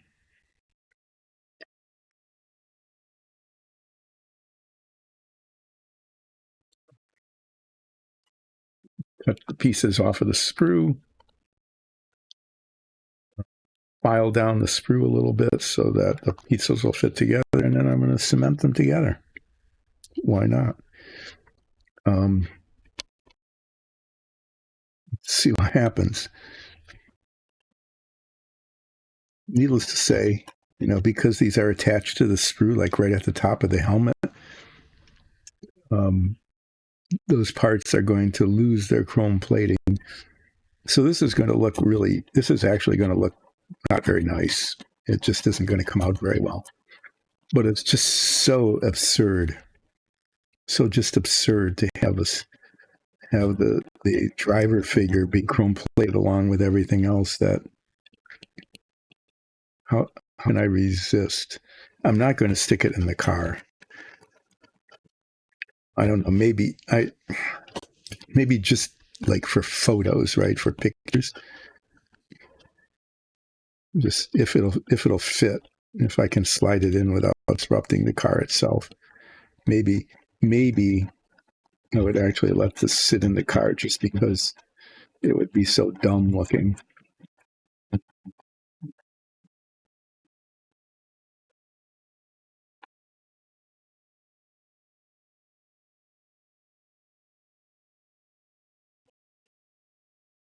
All right. So as a recap, on Wednesday, I had an incredible disaster with the aftermarket decal set, which was historically accurate as opposed to the decal set that came with the not historically accurate model.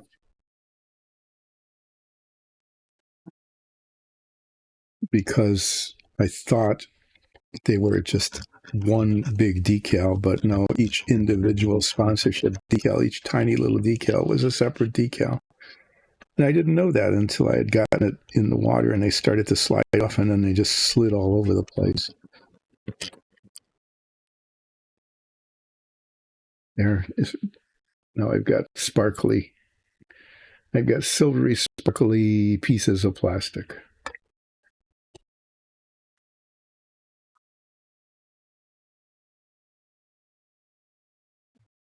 None of these pieces are going to fit very well. I know that because it's just how this model is. Yep. Get some sandpaper here and a needle file.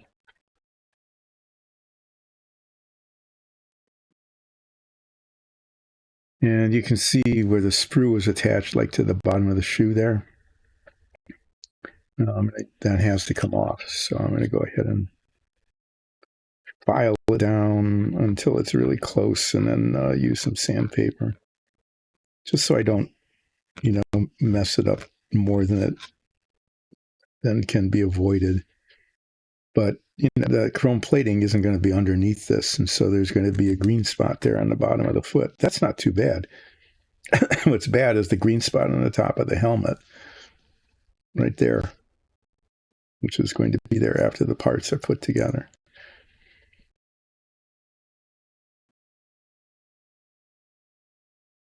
Just another example of the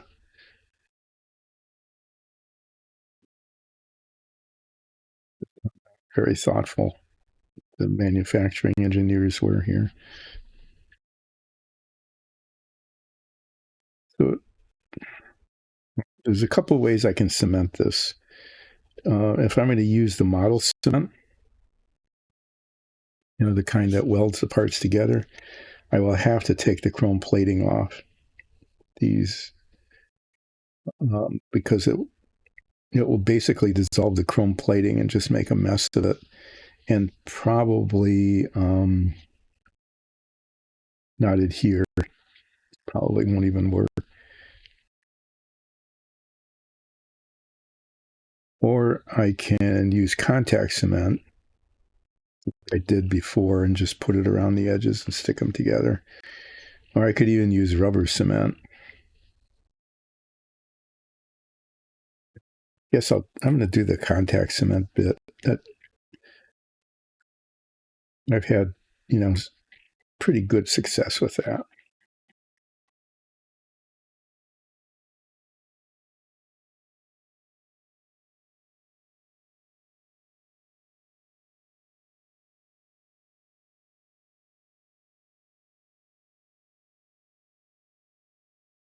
When I'm done,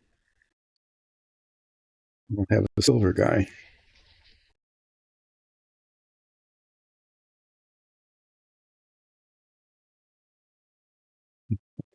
Close the arms even. If these fit, usually they don't because the chrome plating, see, they won't fit in the holes really because the chrome plating makes the peg too big and the hole too small.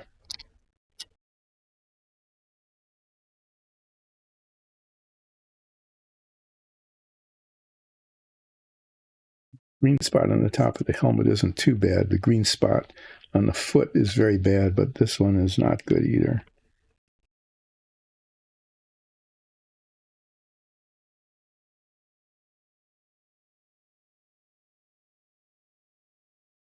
At least I'm going to try to get it so even though I can't, there's going to be a green spot there. It doesn't have to be just a big bulge, does it?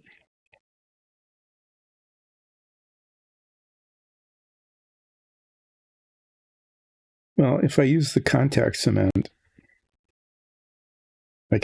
I'll have the jar out. I actually I can take the time then to, of course, they did the sprue right at the top of the shoulder where it shows. They couldn't have done it at the elbow or something. No, right up here, where when it's attached, it becomes an obvious flaw.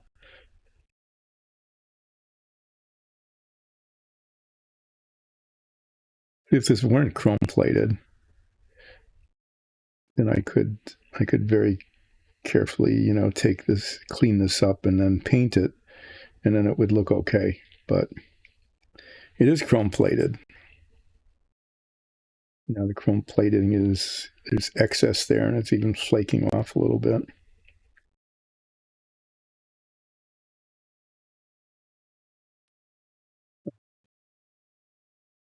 Guess this is the left arm. It seems to be on this side. Let's see if I can get it to fit. And if not, what needs to be done?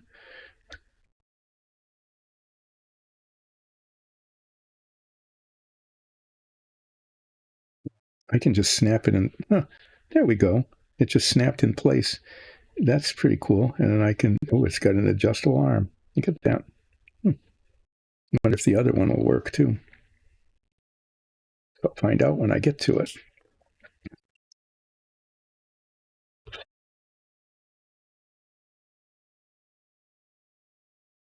It should be pretty funny when I test with the two halves together to see if they even match up. I've had that happen with some model kits. Actually, it happened with the Apollo. There was a tank inside the service module. Came in two halves, and they had to be joined together, and then the seams had to be filled in and disappeared. Filled in and sanded down so they wouldn't be visible. But the two halves were different thicknesses. It's thicker than the other. And so they didn't really fit. So we'll find out pretty soon. Well, you and I together will find out if the two halves of Silver Guy match up.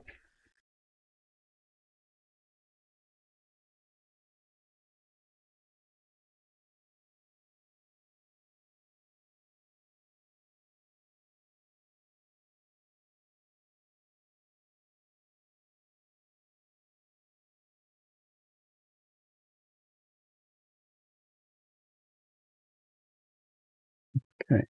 Well, progress is being made, but as is typical, there's like 2 steps forward and 1 step back. Unfortunately, with a Lotus Ford, there was 2 steps forward and like 6 steps back when the decal set just turned into a disaster.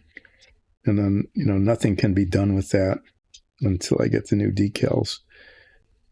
So just like the Apollo was put aside, the Lotus Ford is going to be put aside until the decals show up, and then I'll go back to it and finish it up. So after sitting on the shelf for maybe almost a year, I think I completed the Savoia and most of the Lotus Ford since the last time I worked on the Apollo. That might actually be done, at least in pieces. I'm not it's so tall. This whole stack is like almost like 2.5 feet tall. There's no way to display it. So each of the individual components are in each of the individual boxes sitting on the shelf over there. And that's probably how they're going to have to stay. I'm going to just put each one in a box and try to keep the dirt and dust off of them. It was fun putting it together, though. I like the model. It's kind of a cool model because it includes all of the components of the Apollo stack, and not just like one of them. You can get a command module model. You can get a lunar module. You can't get the service module model that I've ever seen by itself. This one had all of them, which is really neat. And it might be done, and then I'll take all the boxes and stick them on a different shelf so they're not in the way here. And then start on the Star Trek, which should be just fun. It should be just weird. Really interested to see. I am interested to see what the model is like, how badly it's produced, because it probably is. There'll be a lot of painting on it.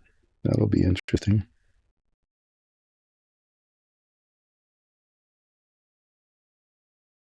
Spray paint a lot of that. It should be airbrushed, but as I've said over and over and over again, I can't airbrush anything because I just can't do it. Okay, this should just go in like the other one. Go in the hole, snap in. Try not to break the arm off. You don't want to break your arm.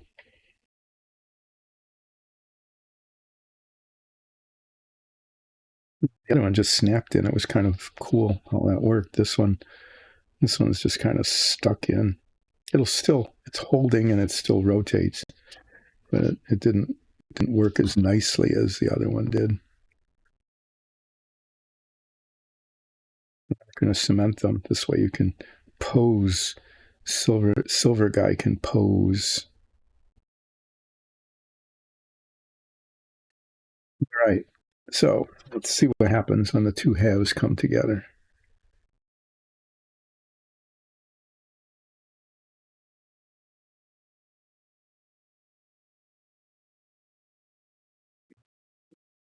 This is pretty doofy, isn't it?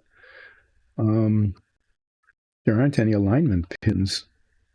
Usually there's alignment pins, and there aren't any on this. It seems to. It's a good position for its arms, isn't it?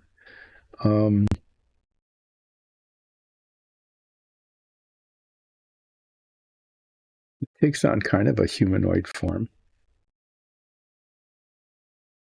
It's a gap. There's all sorts of gaps, especially right in the middle of its face.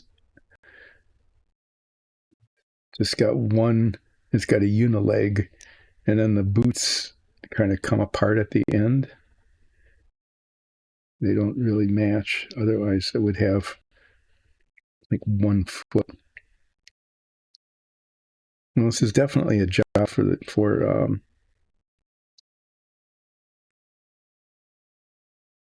contact cement because the parts don't line up that well, and they need to be manipulated until they do, and then held sort of in place like that.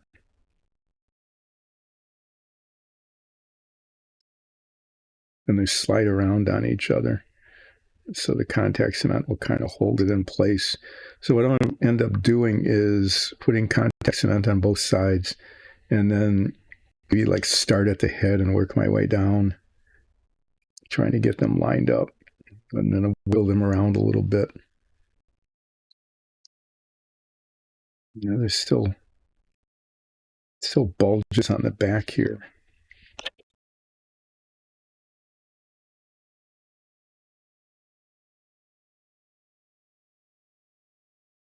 if I were doing this, if this weren't chrome plated and I wanted a figure, driver figure, what I would do is I'd leave that there, cement the two halves together, and then come back and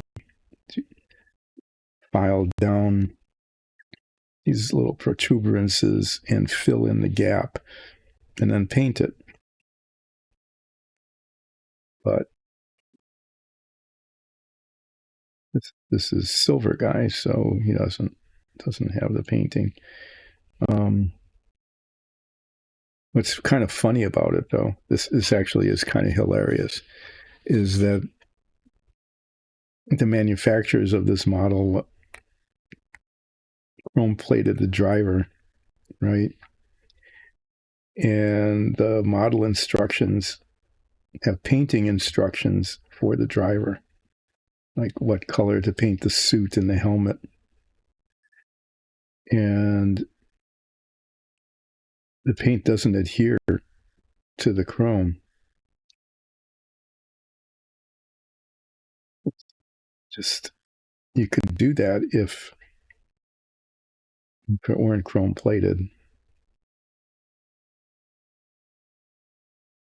There are other parts of the model where they said, if you're going to paint it, these are the colors you should use.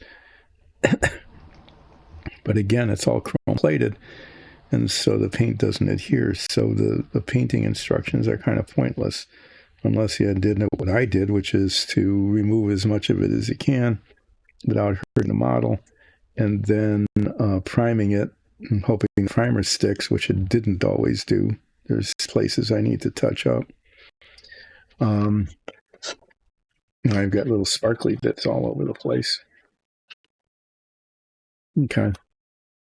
That was interesting.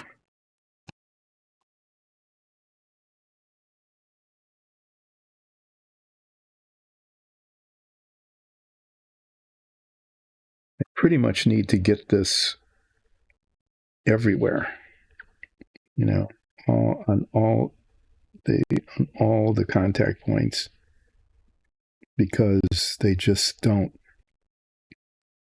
I mean, if I don't have it on a point, then they're just not going to hold together.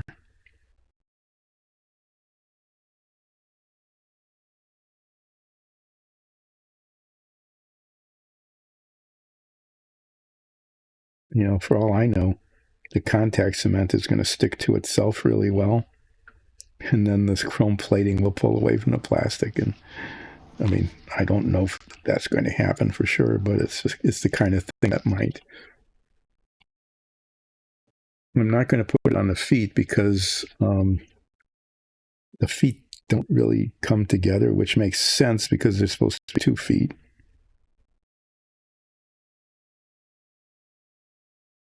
It doesn't look like 2 feet because they're just.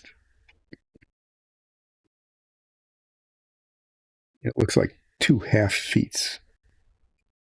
2 half. What's 2 half feet?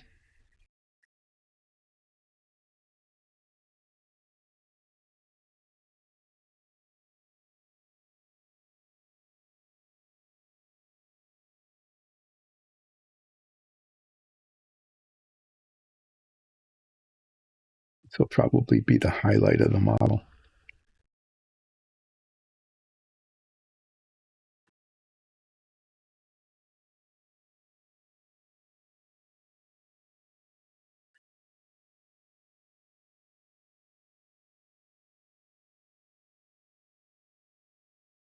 If I were using like regular model scent on this, it would be dissolving the chrome plating and just making a mess of it. How do I know that? Because one of the models I built when I was young was a chrome plated Mustang. It was it was like 1/72nd scale. It wasn't a very detailed model, but the whole plane, I thought it was just the coolest thing in the world, right? This model, the Mustang, was chrome plated, just like these Silver Guys. And I mean, you couldn't do anything with it. Just when you took it off the sprue, there were going to be places where, like this, where the chrome plating comes off because it had to take it off the sprue. There's nothing one could do to fill in the seams. I mean, you couldn't because it was chrome plated, and to fill in the seams would mess up the chrome plating. So it didn't come together all that well. I mean, it was very shiny. I mean, to some extent,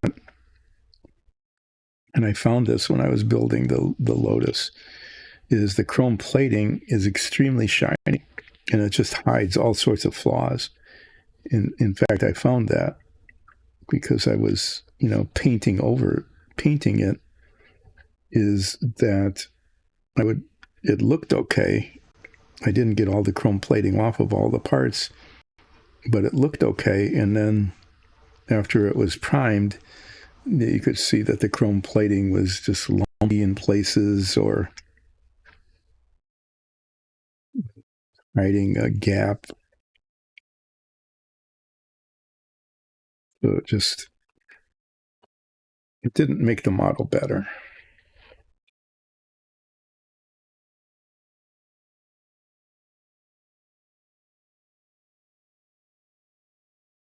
Okay, these guys can just set for a bit because the contact cement can, what does it say? Oh, good, there's a string contact cement, a spider web here. Attached some, I can't even see it.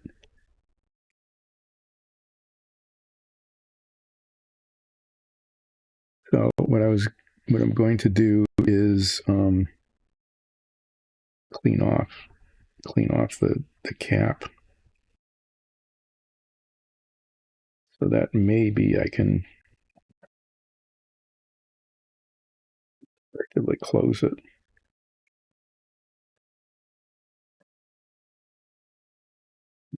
Nail.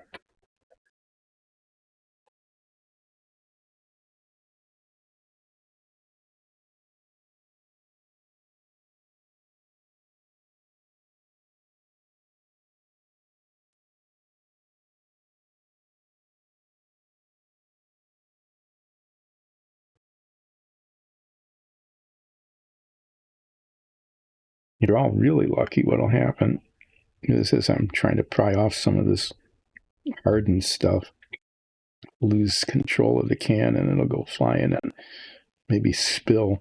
Maybe it'll spill right here in front of everybody. That would be a big oops.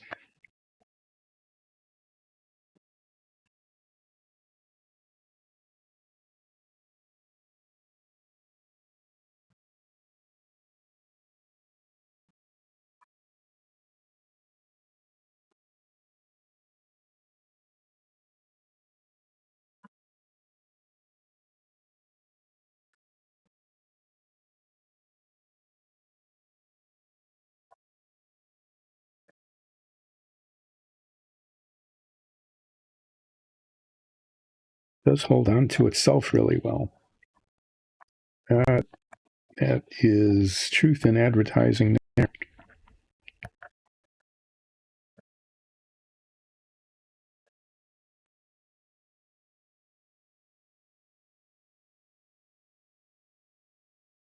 This is pretty exciting, isn't it? Watching me clean contact cement off the can. But I've talked about doing this now for months. And since I don't have anything else to do at the moment, other than attach the two halves of Silver Guy to each other, and maybe the other thing I could do is open the Star Trek command bridge, but I'm saving that for Monday. So what I'm gonna do then is just clean off some of this rubber cement off the can and talk about what I've done and failed to do over the last month or so, and what will be coming up next. The other thing I can do, I should do that, is talk about Dice and Dungeons. I haven't done that yet. That's this stream. Dyson Dungeons is a group of family and friends, and our main purpose is not this kind of thing. It's not the how not to modeling show. It's not because you can learn a lot by watching me do things that fail. Learn from your mistakes. That can be one of the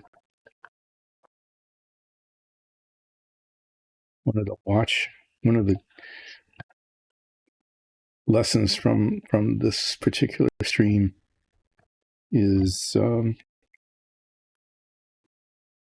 I've got a catchphrase now. I finally came up with one after a couple of years of doing this, is old guy accomplishes almost nothing but took a long time to do it. And I'm pretty good at that. I can say that frequently on this stream. I accomplish almost nothing, but I take a long time to get it done.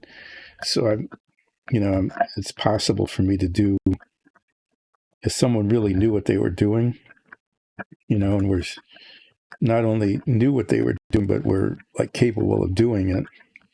Like sometimes I know what I'm doing, but I can't pull it off.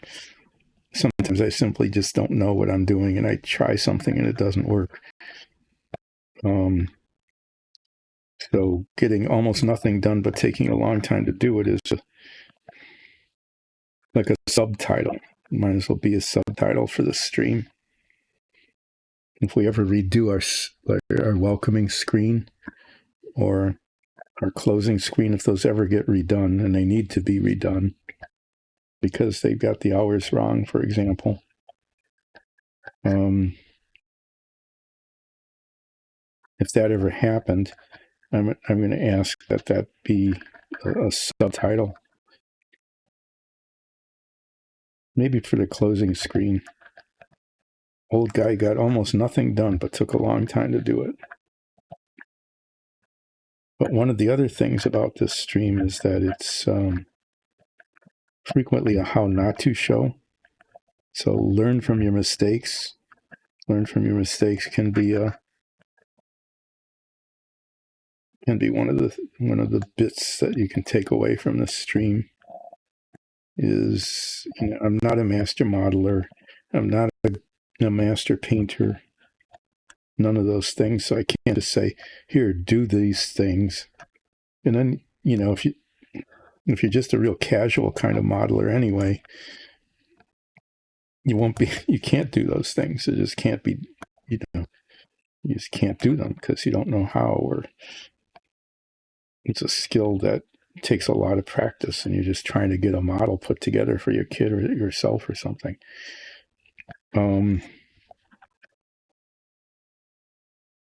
So this is a show for like the casual modeler who wants their stuff to look like a B+, sometimes maybe even an A- quality. And it's not always the best way to do things because I don't know what those are, but they're effective in that they usually get it done. So that's kind of what's happening on this stream. Sometimes it's just like you don't know that the decal set is made up of a dozen tiny little bits of decal as opposed to just one. You just don't know that and wouldn't even think to test it because it just doesn't seem like a thing that would be. If one were, a modeler for, as like a profession or something, you would know that because you might have used that kind of aftermarket decal before. Or you might have said, well, I'm not sure, but I should test it because that's a possibility. But for me, it was not even a thing that I would think was possible. So I didn't even anticipate the problem that occurred. And sometimes that just happens.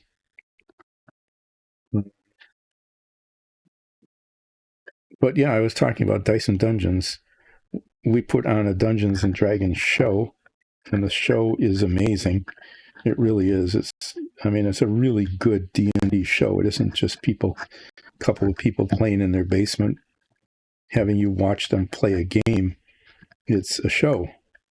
Our DM is an extremely talented voice actor. She's just brings the show to life with all sorts of interesting and sometimes startlingly fun or scary NPCs. There's a lot of that. So I think you would enjoy it. And you can either watch it when it streams with a live chat on Sundays at 2. It's like 3 Sundays a month. It's not every week.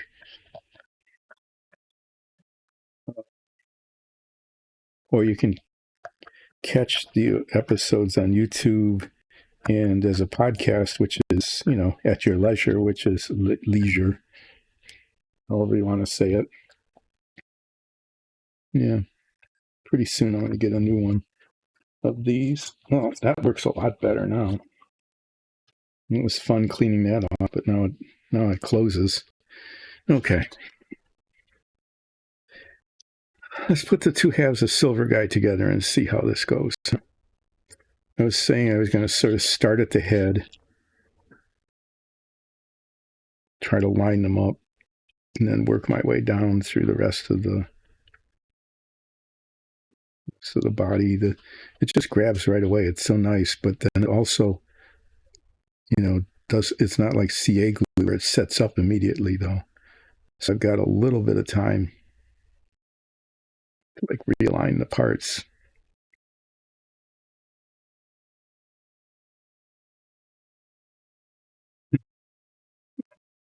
Went together better than I thought it would.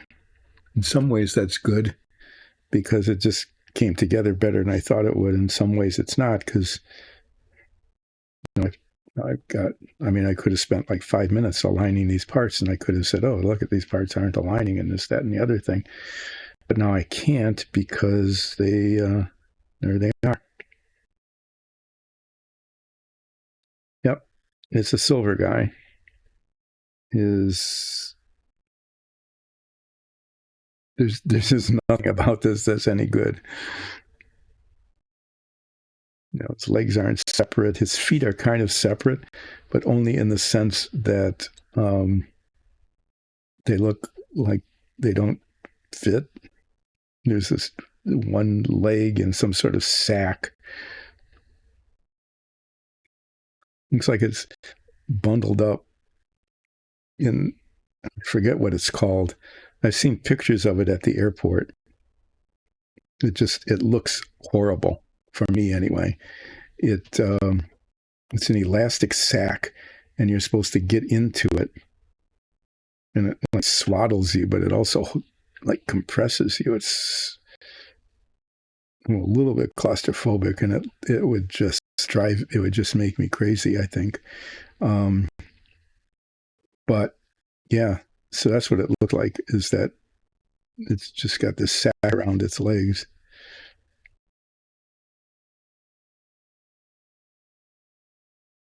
Well, this is about as good as it can get. There's Silver Guy. His face is it's so shiny you can't really see anything.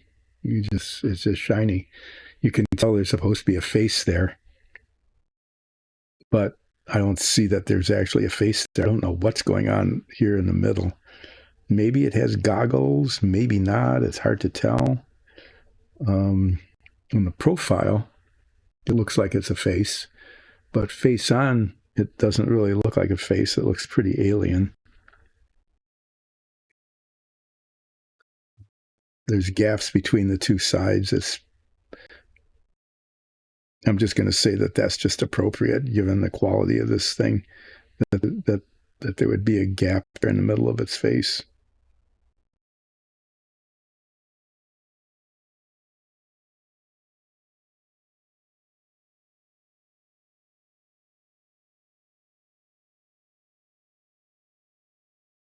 And, as I've mentioned before, it's so shiny you can't really see the flaws. If it's not lined up, it's hard to tell without just running one's finger over it.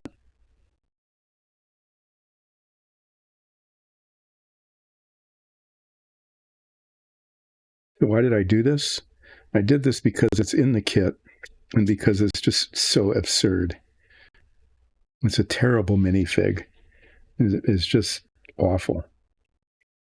And then they chrome plated it, which either makes it more awful or hides the awfulness of it. It's hard to tell which way that went. But there's shiny guy. There's silver guy.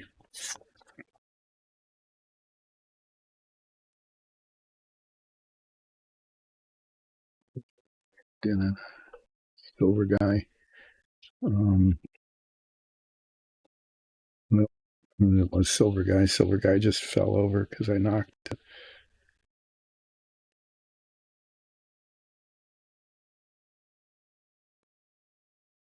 Why not? There. Can look at that while I wrap up. So Tyson Dungeons puts on a Dungeons and Dragons show, and you should watch it because it's an amazing show. And I would recommend just catching it on YouTube, or you can listen to it as a podcast, either way. And then maybe join in on a chat sometime. This stream started because we make our own dungeon tiles on these 3D printers here and across. Make our own minifigs also.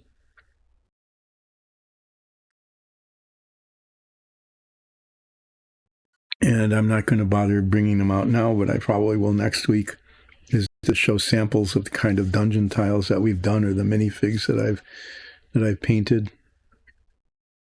I can show you one of them. Why not? This is me in my early armor. I'm a Furbog fighter. This is my minifig. You can contrast that with Silver Guy. And I painted that on this stream. This was my first iteration, like levels 1 through 7 or something like that. Hi, welcome back. Yes, we may. Well, you don't have to. You're permitted to still make mistakes. Okay, but we make mistakes so you know how not to if you would prefer not to. So this is the kind of thing I'd paint on the stream, is and it's pretty good detail. The armor, the silver filigree stuff, and the horn. I'm not sure why this figure had one, but it's pretty nice. And backpack with rope, kind of a running gag, is my character always has a lot of rope. So even very early on, so my minifig had to have that. It's about time to make a new one because we've leveled up and I have a new set of armor, a different set of armor, and this minifig doesn't show this. But I do have this guy. I finished, in between, while I was working on the Lotus Ford, while I was waiting for cement to dry or glue to dry or whatever, or did finish painting this. This was a gift given to me, which was, that's the size of the minifig. Okay, so it's 1, 2, like 3 times, linearly 3 times the size of the minifig. It was like a desk model of something that's closer to the way I look now. I've got some ancient magical heavy armor. And I used some different techniques here. This was kind of fun. I painted it like a silver undercoat and then created my own green wash by diluting this color of green paint and washing it on the armor. And then this is shaded and stuff. I'm not a very good artist, so I didn't do this terribly well, but it looks adequate. So sometimes you actually get to see D&D stuff on this stream. I've got a flaming longsword now, you can tell by the flames, and a cold enchanted It does ice damage, cold damage, offhand dagger. I'm a dual wielder fighter. And the only one of the group who has enough armor to not die immediately when hit. So my character usually gets to be right up in front of any sort of battle and gets beat up pretty badly sometimes. Everybody thinks that that's really entertaining. I've been mostly dead, I think 3 times now. Twice I've had to do, these saving throws that you're supposed to do. If you lose 3 saving throws, then you're really dead. The first roll was, I think, a 3. And everybody thought that was hilarious. And I had this feat called Lucky, which I probably shouldn't have been able to use because I was unconscious. But the DM said, yeah, go ahead. It's already funny. And then I rolled again and I rolled a 2. So that's the kind of thing you get to see on our show, is you get to see me be mostly dead and roll saving throws and be given leniency by the DM to try to do better. And then I feel that my rolls quite a bit. It's pretty hilarious. So there's that. There's Silver Guy again. On Monday, I'm going to go back to the Apollo. I'm going to finish putting the command module together by putting the shell of the command module onto the base. The base is the thing I did earlier in the stream. It's in the box over there. And then I'm going to pull out the shroud. The shroud for the that covers the lunar module, and attach these pedal doors, hinges. Attach the hinges to the base so that the shroud is complete. The reason I haven't put it together is that I can put, if these aren't on, I can keep it in a box. Once these are on, I need a much bigger box because I can't stack them or anything. So we'll see how that goes. And then if I think of it, I'm going to pull out the service module because, as I recall, part of it detached. Part of the shell detached from the inner structure. And I'm going to want to reattach that if I can remember. And once those bits are done, then I get to declare victory on the Apollo and just clean up the boxes. And then I'll be opening the command module for the original series Star Trek model.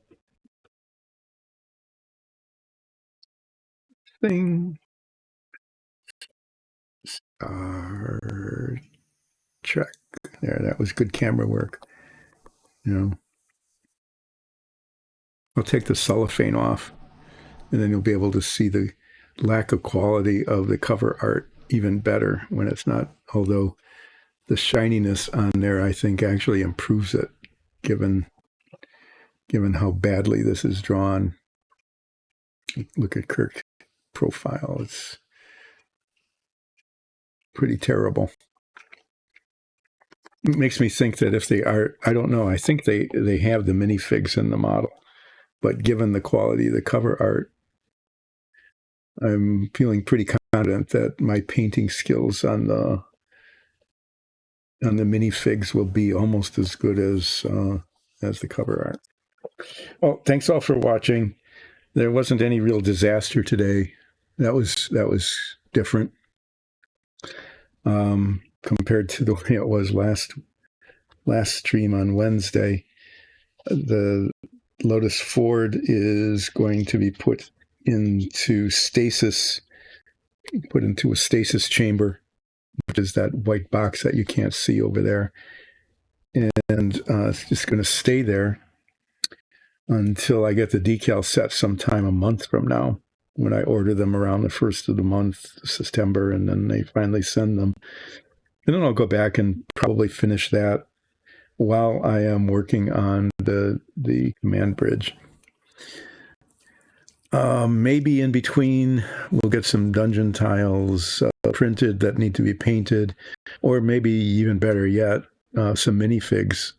Might get some minifigs 3D printed, and those can be painted, and that would be more D&D than the Star Trek thing. All right. Have a good weekend, those of you who get a weekend. Thanks for whatever you're doing if you have to work over the weekend. It's